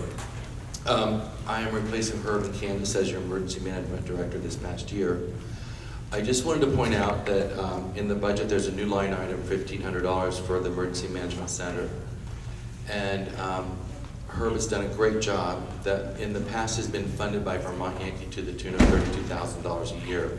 And those funds were spent on training, stipends, and expenses in maintaining computer equipment, internet, and that sort of thing. So I just wanted to point out that I would like to just let everyone know that in the past we've been the recipient of this Vermont Yankee money, and that this $1,500 hopefully will pay for the phone and the internet connection.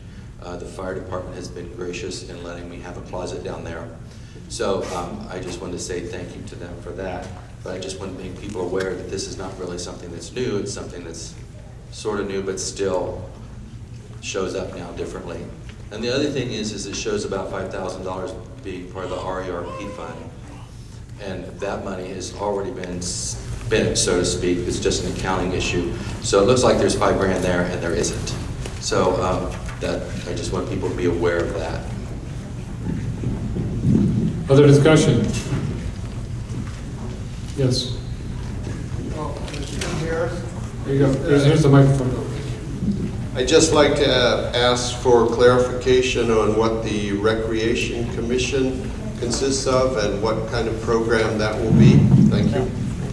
Tim, you'll find that's in a separate article, and we'll discuss that then. So which article is it in? 13. Other discussion?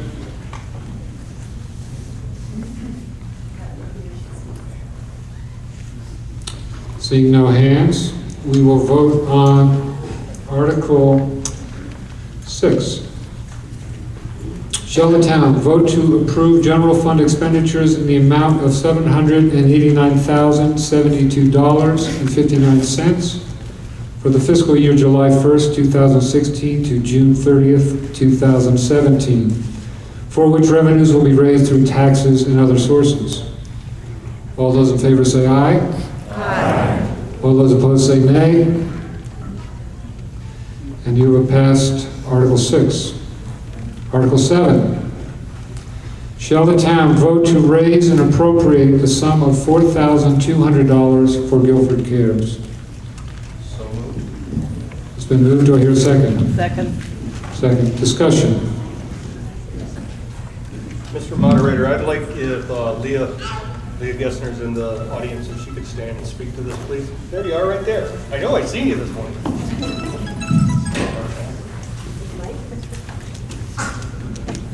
Well, first I'd like to thank the town for past support for Guilford Cares. We are asking for level funding. This is the same amount that we asked for last year. Our biggest change over the past year has been the huge growth of the food pantry in response to serious community need that Harley Hannah-Jenkins addressed earlier. But we continue to provide whatever support services we can to people who need transportation, medical equipment, all free of charge. Visiting nurse, and this past year, Tina Blust, who was our board president, has been serving as the community nurse, and we're really very lucky to have her because she has a wide breadth of experience, and not to mention a wonderful personality that people she cares for just thrive under. So again, thank you very much for your past support, and we will continue to serve you best we can. Please do call. We have a table out in the hall. If you know of anyone who needs help with transportation, nurse visits, friendly visits, give us a call and we will respond. Thank you. Thank you, Leah.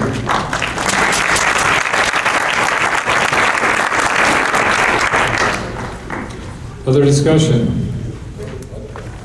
Just to clarify, the reason this is pulled out of the human service the group is because 3 years ago, when any of these organizations ask for an increase, then for 3 years it has to go before the voters separately. So this is the third year, so that next year that group will be just in with the other human service organizations and not voted on separately.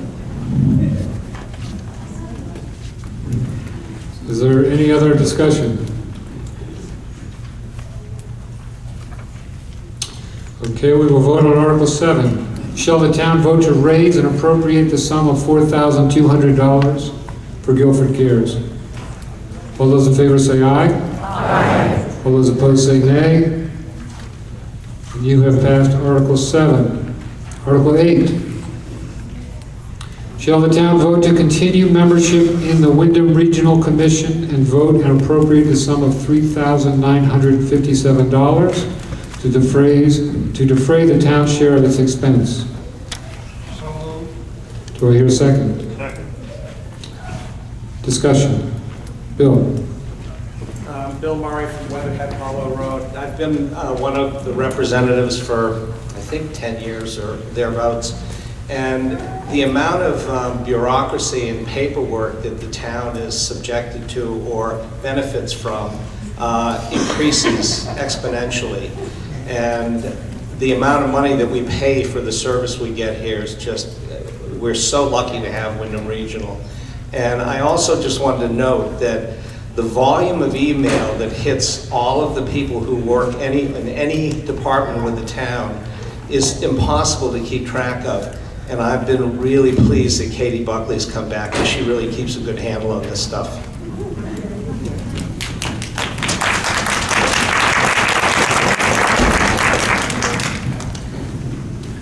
Other discussion? Dick. Yes, I'm on the Transportation Committee and with the Regional, and they are continually looking for ways to help the town road-wise and get grants for washouts, which are not too hard to find lately.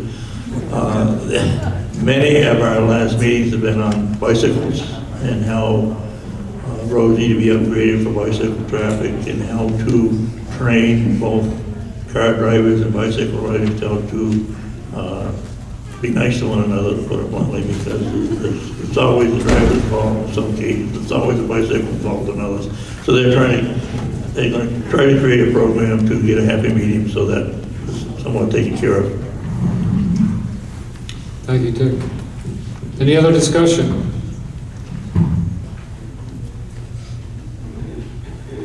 Seeing no hands, we will vote on Article 8.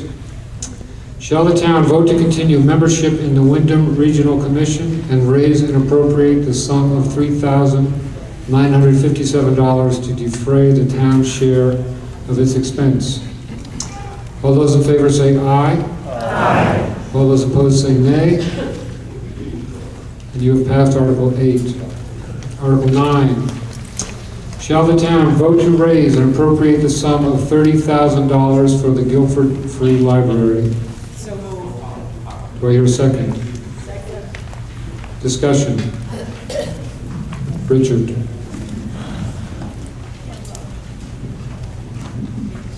Here I am again.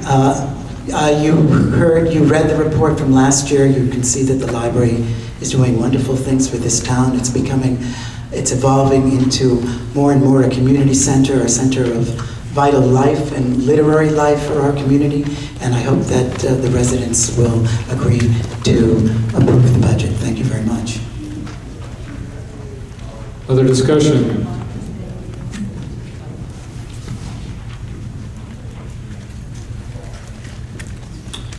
Hearing none, Article 9. Shall the town vote to raise and appropriate the sum of $30,000 for the Guilford Free Library?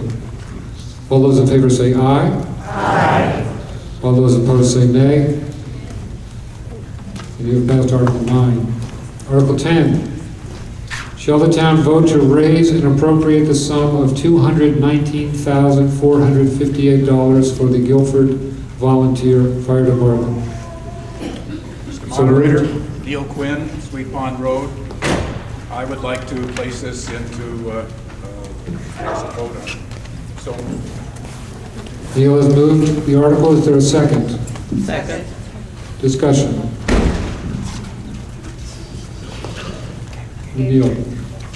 I am both I'm one of the town auditors, and so that's why Dolly's question came up to me earlier on the amount. And I'm also treasurer of the fire department. Use the mic. You got to use the mic, Neil. All right. So the actual amount that we're asking for is $219,458, and that's what's in the motion here. And just to answer Dolly's question right now, what she was looking at was our report on page 45 that shows the fiscal year 15 actual. So that's what we actually spent. That's not a budget. And it could also be clearer for people to look at on page 12, because you can see our fiscal year 15 budget, our fiscal year 15 actual, fiscal year 16, and then fiscal year 17, which is what we're voting on right now. So I agree it's a little bit complicated all over the place there, but are there any other questions? Any questions for Neil? Or discussion?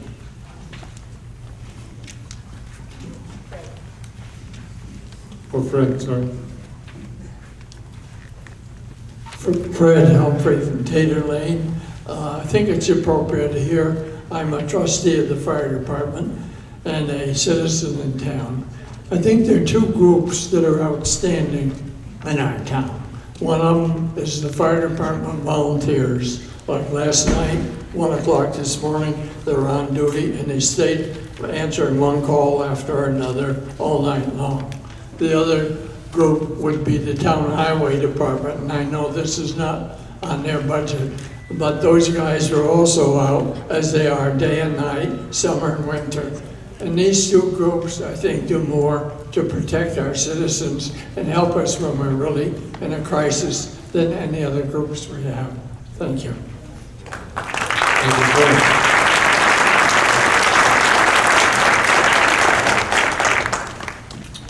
Other discussion?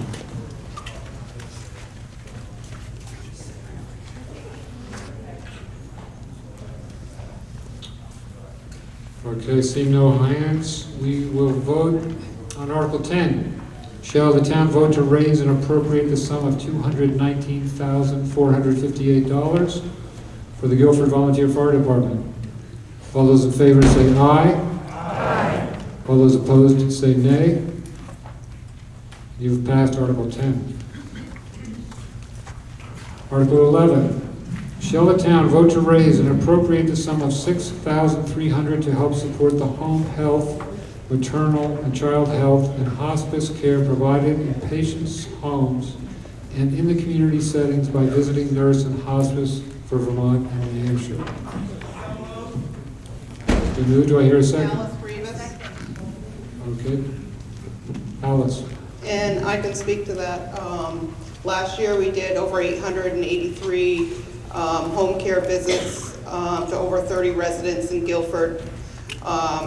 We had a little over $25,000 of unreimbursable care.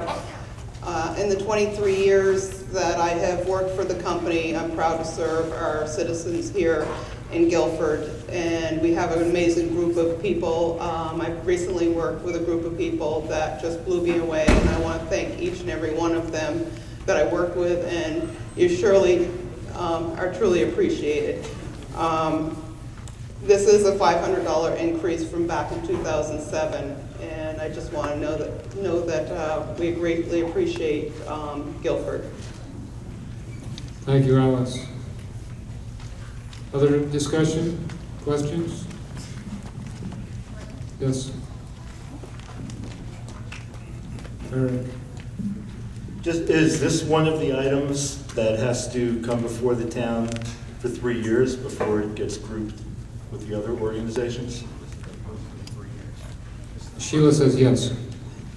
This is the first of 3 years. And then I just wanted to say I did have an experience this year with a neighbor who was served by a hospice and visiting nurses, and they were incredible. Seems like that budget could have been used for one patient. You know? So they provided an amazing service. I support it. Other discussion?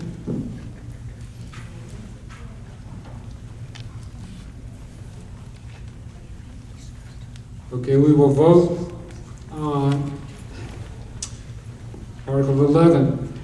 Shall the town vote to raise and appropriate the sum of $6,300 to help support the home health, maternal and child health, and hospice care provided in patients' homes and in community settings by Visiting Nurse and Hospice for Vermont and New Hampshire? All those in favor say aye. Aye. All opposed say nay. And you have passed Article 11. Now it's noon. Should we adjourn for an hour, or should we plow through the next 4 articles? What's your pleasure? Keep going. Is that okay with you, Dick? Okay.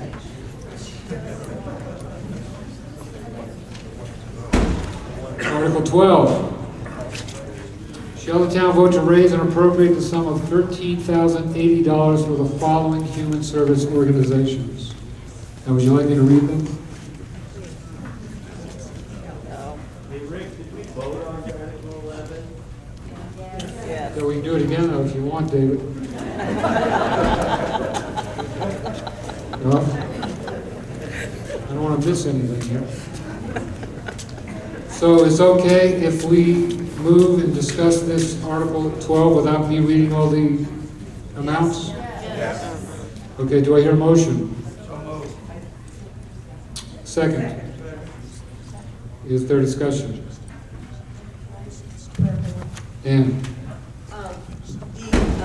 The groundwork collaborative that was mentioned earlier, changed to $1,000, that's actually the combination of two organizations, each of which have requested $500 before.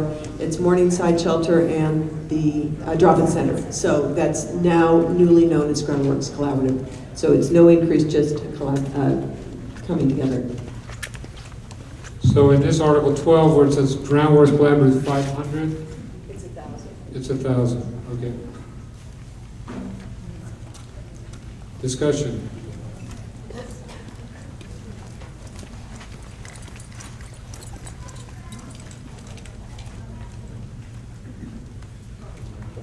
Seeing no hands, we will vote on Article 12.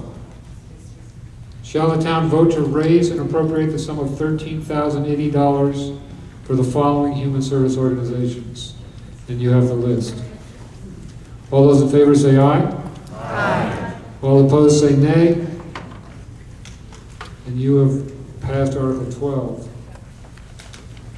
Now, I hate to say, but I have lost Articles 13 and 14. Sure. So Sheila will read Article 13. Article 13, shall the town vote to raise and appropriate the sum of $4,000 for the Recreation Commission? Do I hear a motion? So moved. Second. Discussion. Sheila's. Thank you. So in 2013, many of us in this room will remember that Guilford was chosen by the Vermont Council on Rural Development to be one of the 2 Vermont towns selected that year to participate in their community visit program.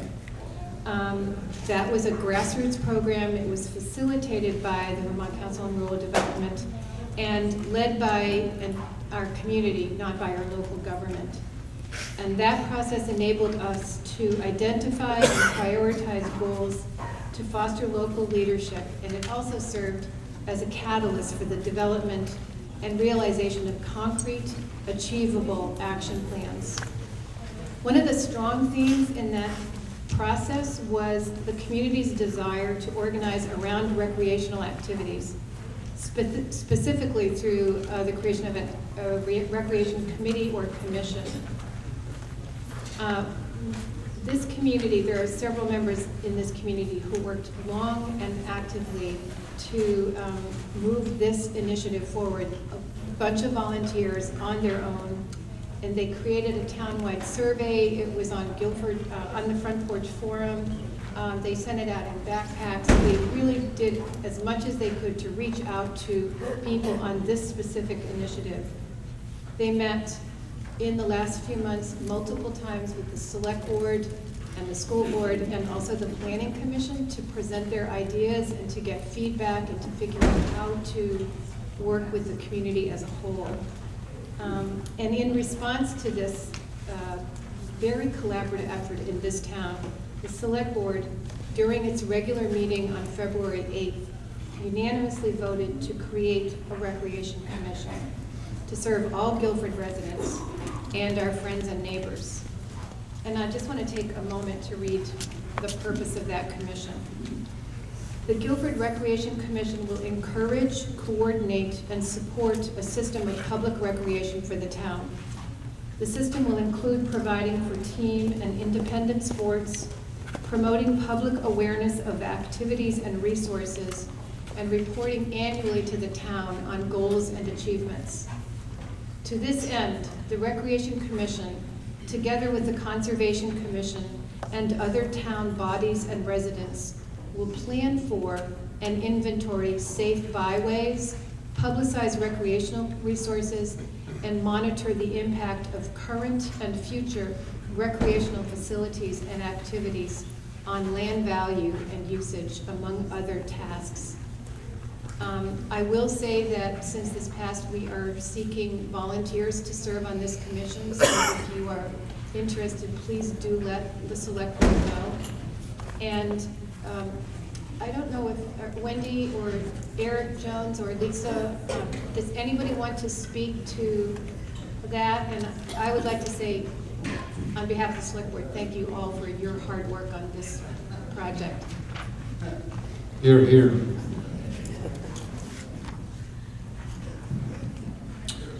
Yes.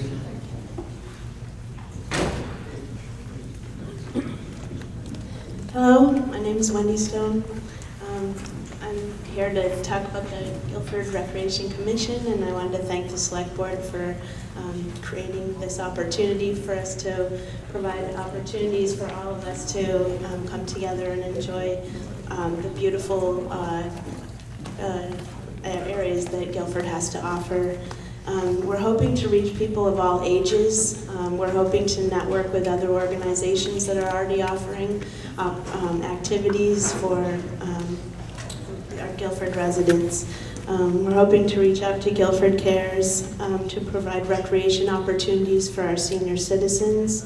Ideas that have arisen have included yoga, Tai Chi classes, arts and crafts instruction, hiking and walking groups.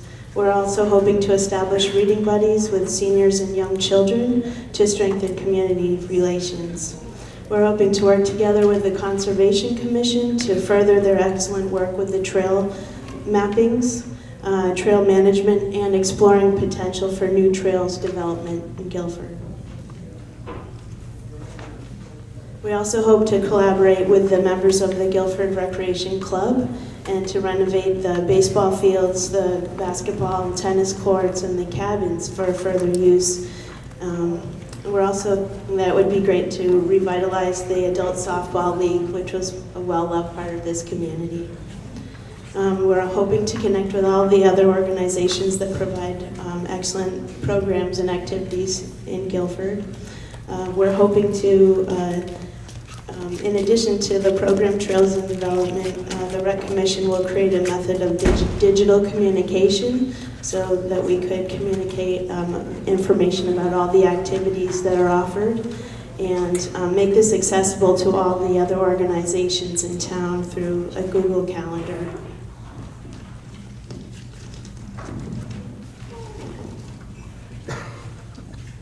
We plan to host some community events that will serve as fundraisers for the Recreation Commission.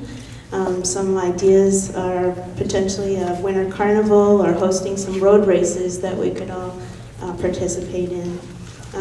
We are asking for a seed money to start up some of these programs and activities that we have ideas for. There's a questionnaire out in the hallway. If you'd all take a moment to look at that and maybe indicate some of the activities that look interesting to you, that would be helpful as we move forward. Thank you. Thank you. Other discussion? Yes.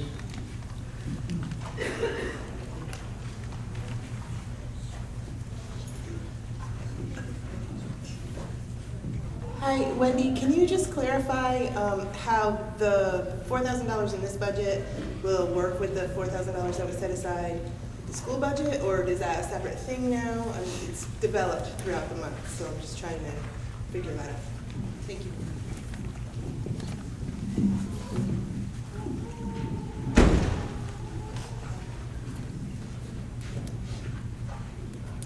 Hi, Eric Jones.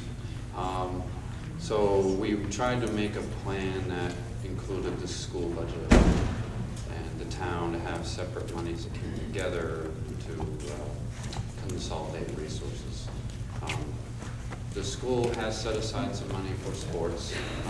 They are feeling, I think the school would prefer to have flexibility over what they want to offer. So they have their own separate sports budget that they could certainly use to contract the Rec Commission to offer sports with their after-school program or any other types of things that they wanted to offer. We would certainly love to work with them. So, but the monies are separate at this point.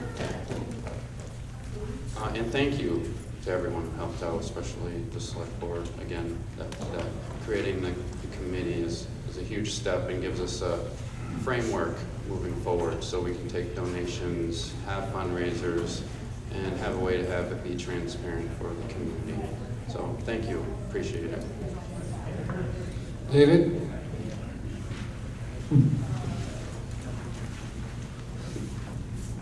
David Franklin. I'm president of the Guilford Fair, and one of the recurring things I keep hearing from the Guilford Recreation Committee is that they need volunteers. And while we're talking about recreation in town, I thought it was appropriate to bring that up, that if anybody is interested in being on the Guilford Recreation Committee, who actually own and operate the ball field, the tennis courts right there at the fairgrounds, and the cabins out back, that there is a serious need for some people that have some energy to bring forth. And I think you have to talk to Lee Brunswick about the committee. I'm not even really sure anymore.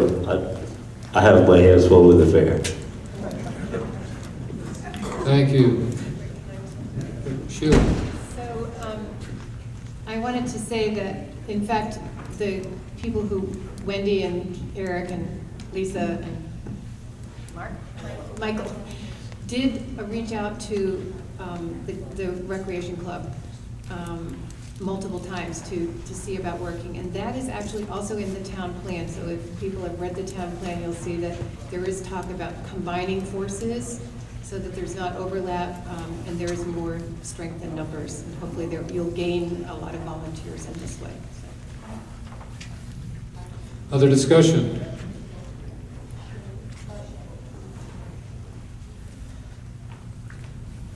Okay, we will vote on Article 18.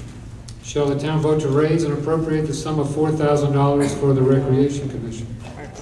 All those in favor say aye. Aye. All those opposed say nay. And you have passed Article 13. And I have found Article 14. Article 14. Shall the town collect its taxes through the treasurer without discount? Interest of 1% per month or fraction thereof will be charged after October 15th. Do I hear a motion? So moved. Second? Discussion.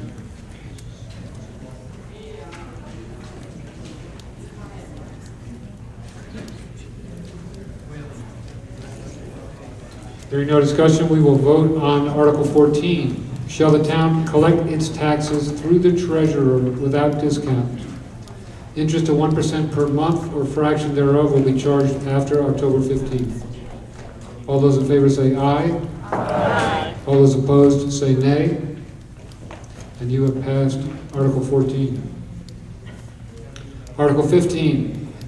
Shall the town provide notice of the availability of the annual report by publishing notice in the Brattleboro Reformer or other newspaper of general circulation in the town at least 30 days before the annual meeting, in lieu of mailing or otherwise distributing the report to the voters of the town pursuant to 24 VSA 1682. Do I hear a motion? So moved. Second? Second. Discussion. So may I speak to this article? So we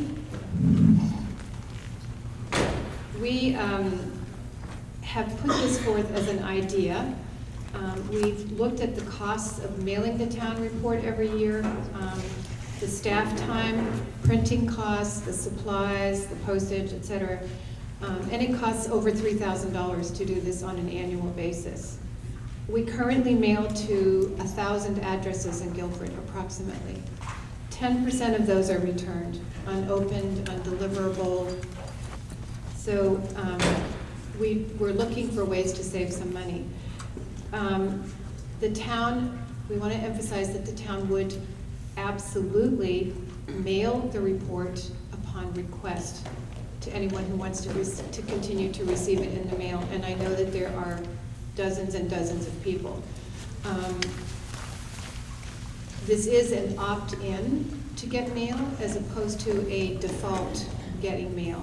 And we would spend a great deal of effort starting both online, Front Porch Forum, in Guilford, on the Guilford Town website, and in your tax envelopes to tell you if the town decides to have an opt-in for mailing. to tell you the different ways to access the town report and how you can get it. And you could probably add your name to a list that would be every year I want to get the town report, or no thanks, I'm happy to access it electronically. We also make all year long copies of the town report available in the town office, and this is something that many towns in Vermont are electing to do to save some money, and so we thought we would bring it before the town and see if it's something that you would choose. Thank you. Discussion, yes, Carol. Maybe without Carol Levin, Green River Road, maybe this is still old school, but I think there is real value in continuing to mail it because, yes, you get some returns, but then, yes, you get information about who's not in town anymore, and they need to be taken off the list. I appreciate getting it way ahead of time. I mean, a time to read it, and get a notice. I think it stimulates interest in people who are on the border about coming to town meeting and not. I think it, maybe still in the future it might be an option, but I would like to recommend that it not be right now. Don.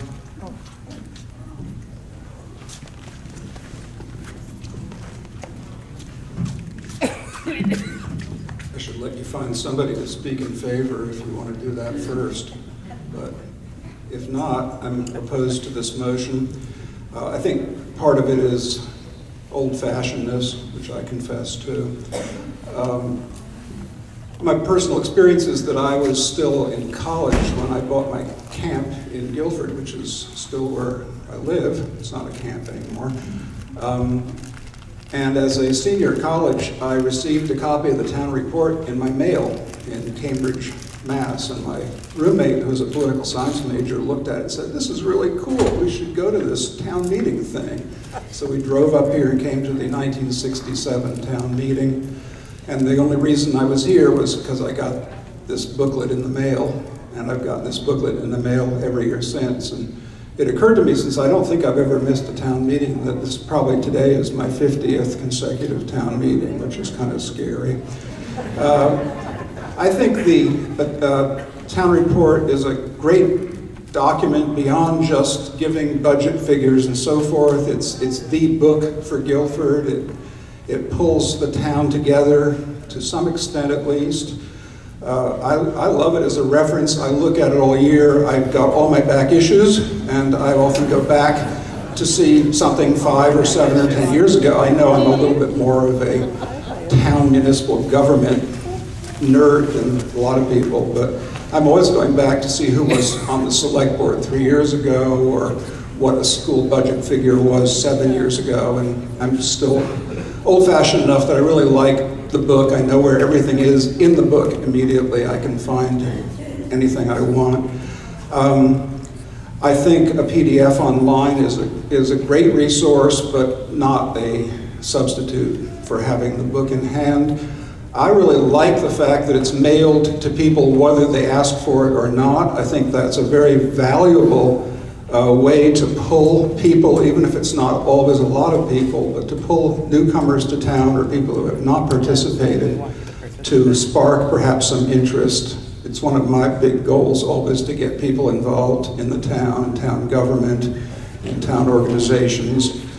A topic that I'm interested in keeping aware of is the digital divide, is that not everybody has a couple of laptops and an iPhone. And I talk to a lot of people who don't have the tech savvy that I think some of us are at least trying to have.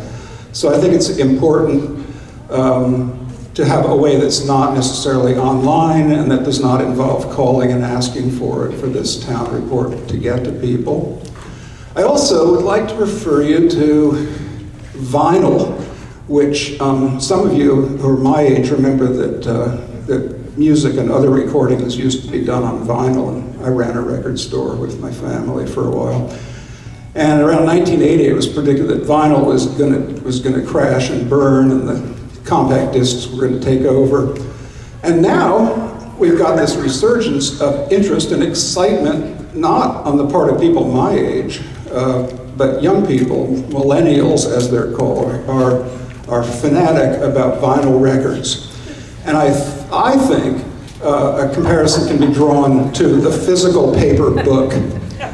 And there was an article in the New York Times a couple weeks ago about independent bookstores in New York. They're actually coming back, and the chains were supposed to take over, and Amazon was supposed to take over. And it's reported that, once again, younger people in their 20s and 30s are going to bookstores, having a cup of coffee, physically picking up a book, and appreciating the sort of camaraderie of that situation. And I think the town report is such a book, and that books are still slightly important. And one of the comments that this independent bookstore guy made was that the physical book, he said, people are really, there's a generation of kids that are getting a little bit away from computer screens, and they want some other kind of experience, and compared it, by the way, everybody, to the locavore food movement. The idea, it's fresh, it's local, it's yours, you have it in your hand, and you know where it came from. So I would ask other people who are willing to join me in opposing this motion. Thank you.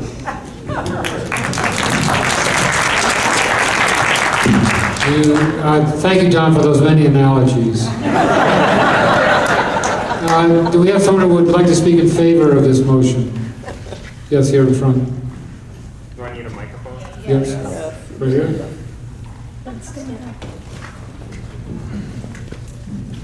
My name is Jethro Eaton. I live on Johnson Pasture, and I just moved here recently, so I feel slightly, being a taxpayer, I think it's a great idea.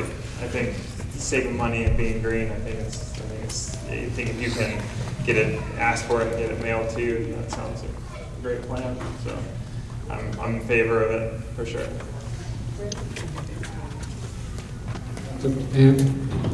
I'm going to actually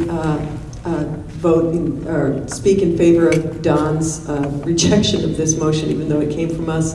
I think it was a cost savings initiative and made sense, but Don, you convinced me at pre-town meeting. I just would like to suggest that we have a stuffing party and label party, so it's not, so we have a little gathering, so it's mainly the resources of the people that we get together and put these documents together to get in the mail and save money that way. So I'm convinced that it's good. And Don, your story about getting one when you were in college, hey, it moved me. But read these, they're really good. This is what town meeting's all about. Yes, Mimi.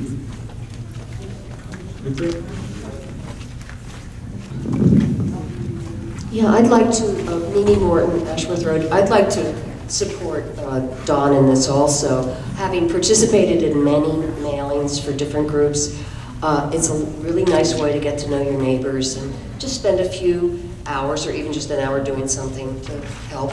But I think, I'm not sure that letting go of this paper document, this archive of our town that includes all the important stuff about our town and a lot of great gossip that we may secretly want to know about, like, who didn't quite pay all their taxes or who got married. We don't have divorces in there, but we have births and the names, and it's just so great to look at. And there are people you don't know, and where do they live, and it's wonderful. I don't know that $3,000, it's worth giving that up for $3,000. Yes.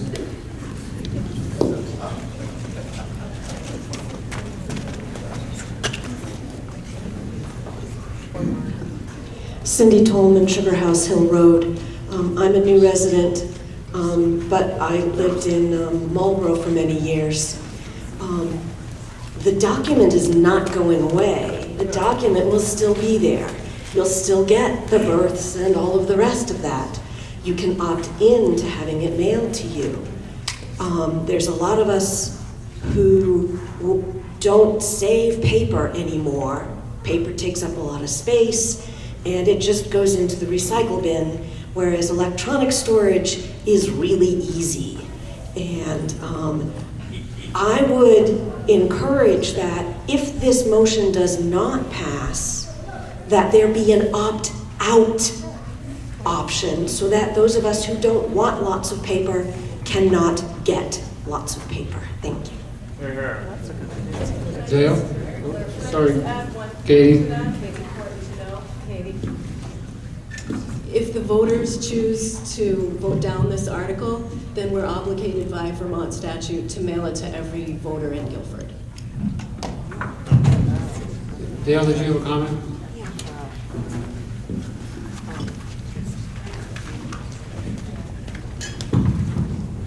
I would just like to see a show of town reports. How many people here brought their town report with them and use it as a document to follow through the meeting? Where else are you going to have David? Yeah, we're looking at a document of 89 pages, and yes, laptops and computers are good, but I can read 3 pages of this, put it down, and go back and read the rest of it later. Log in on the computer, and of course I'm not a computer expert anyway, but log in on the computer and try to continue on what you left off, to me, is this document is worth a lot more than that.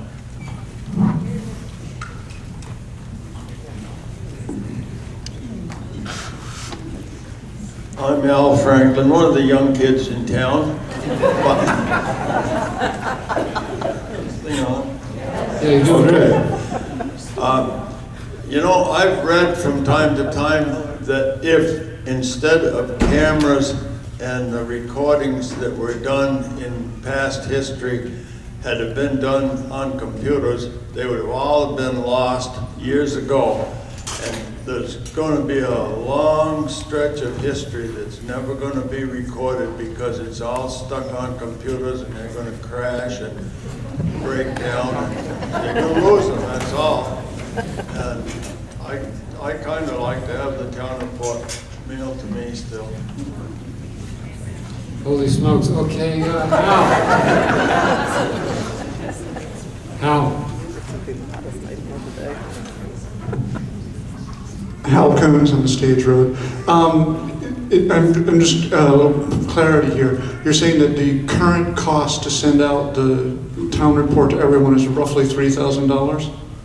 Do you have a figure for what we would save, or what we might save with the opt-in?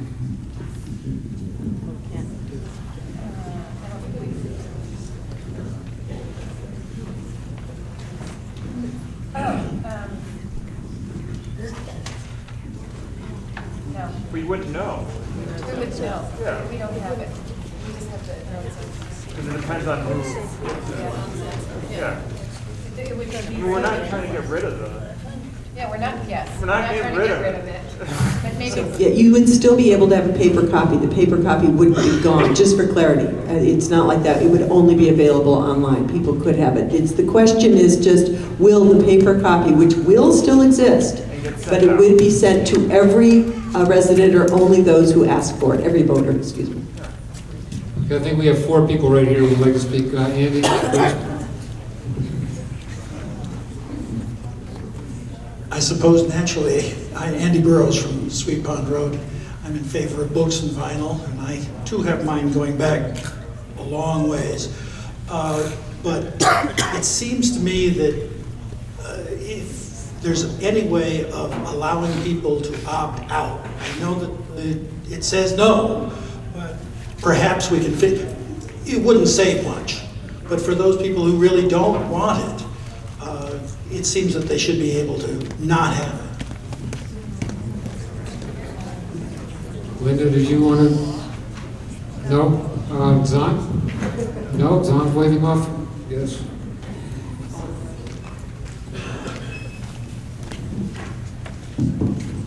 My name is Ron Linker. I would live on Carpenter Hill. I used to work for the post office for many, many years. I noticed that this was sent out as a bulk rate. So I know that there's a certain number of pieces that you have to mail in order to get the bulk rate. Does anyone up there know what that number is? Is it 500? Is it 1,000? 2,000? 200. 200.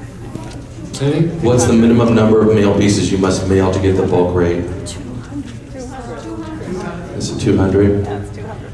You work for the post office. No, that was a couple years ago, and I didn't work in that department. The other thing is, the post office has been giving these back to the towns when regulation says they're supposed to be tossed. So I don't understand that either. So if the motion passes and there's a smaller amount than what we can send these out at bulk rate, then they would have to go out at first class. The first class rate on this particular piece would probably be about $1.50. So you'd be very quickly back up to your 3,000. Anyway, just tidbits of information. I used to do a lot of bulk mail also, and Here's a microphone. I also used to do a lot of bulk mailings for various organizations, and I was about to point out the same thing. When I work on the mailing for the Gazette, we have a similar problem of a lot that get mailed. I would encourage us to somehow get a better mailing list. Right. Ms. Moderator?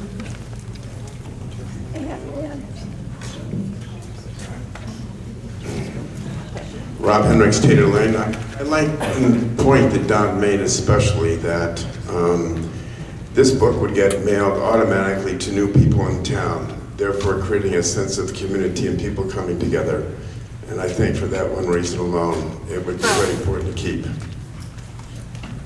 We call the question. I'm starving. Oh, wait, okay, we have a motion. Call the question, takes a 2/3 vote.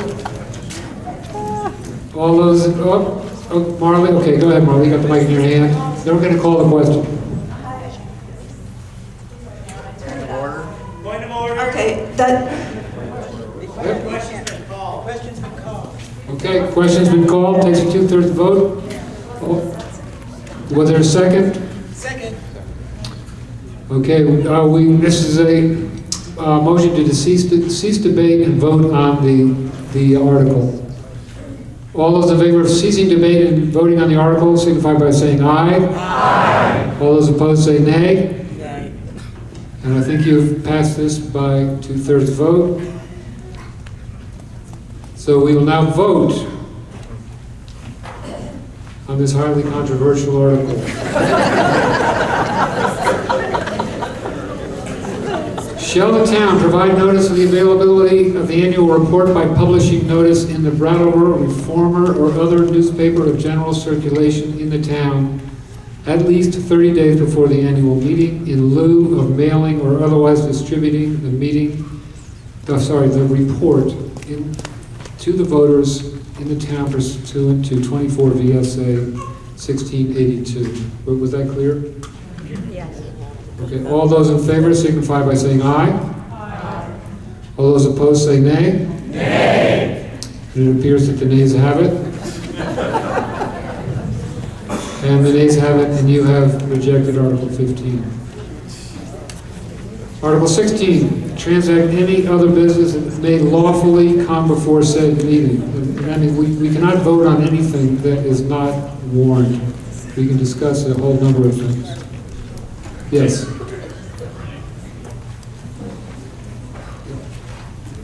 Mike? And thank you, Mr. Mike. You're doing a great job.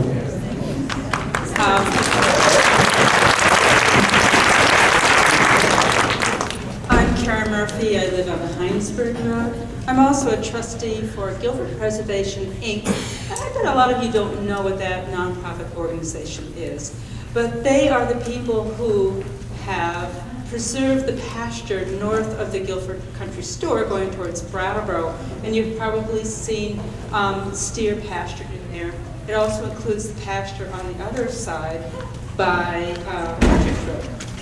Some of it has been set aside for possible senior housing in the future, but the rest is in conservation easement with the Vermont Land Trust. Maybe some of you have noticed that there were goats put on this property last summer in an effort to control some of the plant invasives that are trying to take over that nice open land. So we're going to have those goats back again, and they need a little care. So twice a day, the goats and their guard dog, Enzo, need water and for the dog, food. And in the hallway, we have a sign-up sheet. It only takes maybe at the most 10 minutes to go in and do that and talk to the goats and the very friendly dog. And if you're interested in helping out with that, which we hope you will be, I guess it's fun to do. If you're going to work or some daily activity, just stop in, give them water, give them some food, say hi to them, and you're on your way. And it's fun, rumor has it. It's really fun to do. So if you're at all inclined to help out with this project, to help control these plant invasives and meet some munching goats, there's a sign-up sheet in the hall right next to the music room. We'd really appreciate your help. Thank you. Yes.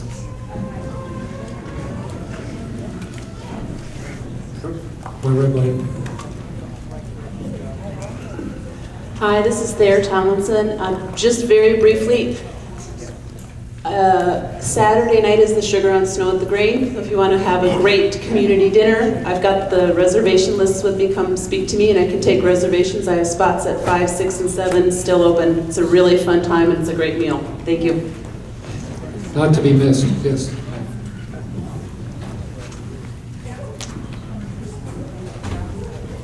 Hi, I'm Lisa Barry from Midford Road. I'm also on the Board of Listers, and in case you didn't get a chance to actually read your town report, or look at the website, or look at the Gazette, and soon to be on Front Porch Forum, we are beginning the town-wide reappraisal. The last time we did this was a decade ago, so please be aware that this spring, not only will you see all of we listers out and about doing our usual, but starting this spring and going through next spring as well, we will have a private firm who does reappraisals also out doing this, and this will not be just who has changed since the previous year, but we will be trying to get into every single property, every single house in town. So I thank you all for your anticipated cooperation, and please, any questions or if anybody would like to chat, come visit us at the office. Thank you, Lisa. Yes. Kathy, Trent?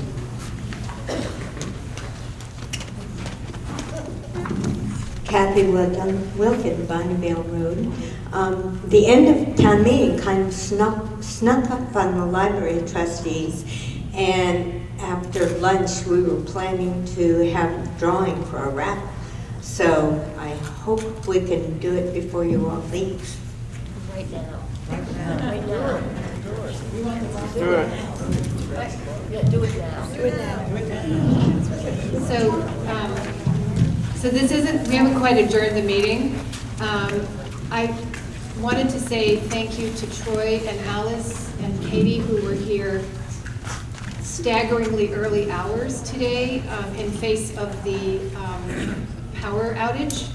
We didn't get power until 11:15 this morning, but there were people here very early trying to make this place ready for this meeting no matter what. And Troy and Alice had damage at their house.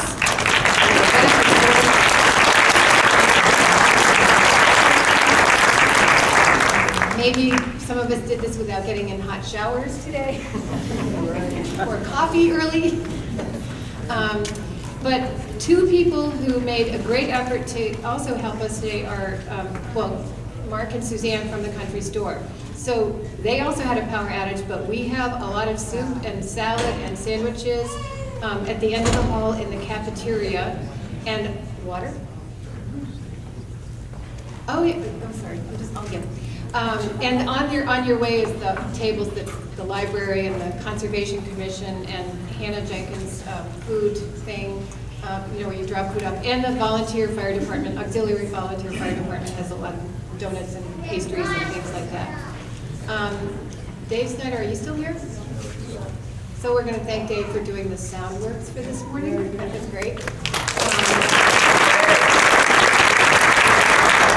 And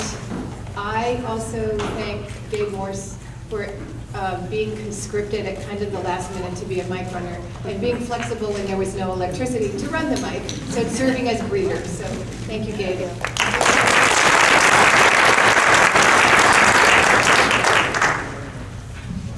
Thanks to the Guilford Central School for hosting us again. Thanks, big, huge thanks, not just for this morning, but Troy for all your setup and all your work on this.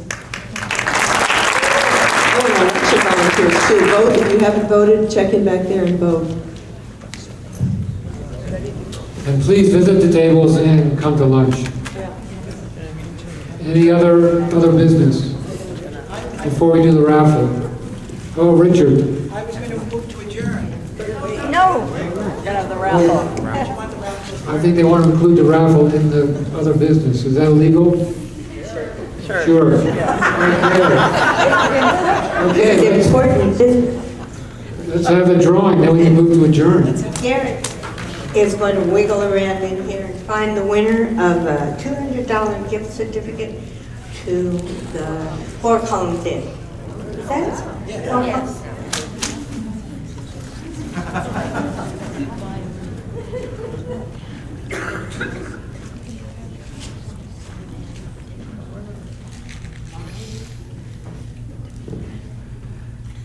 Marley.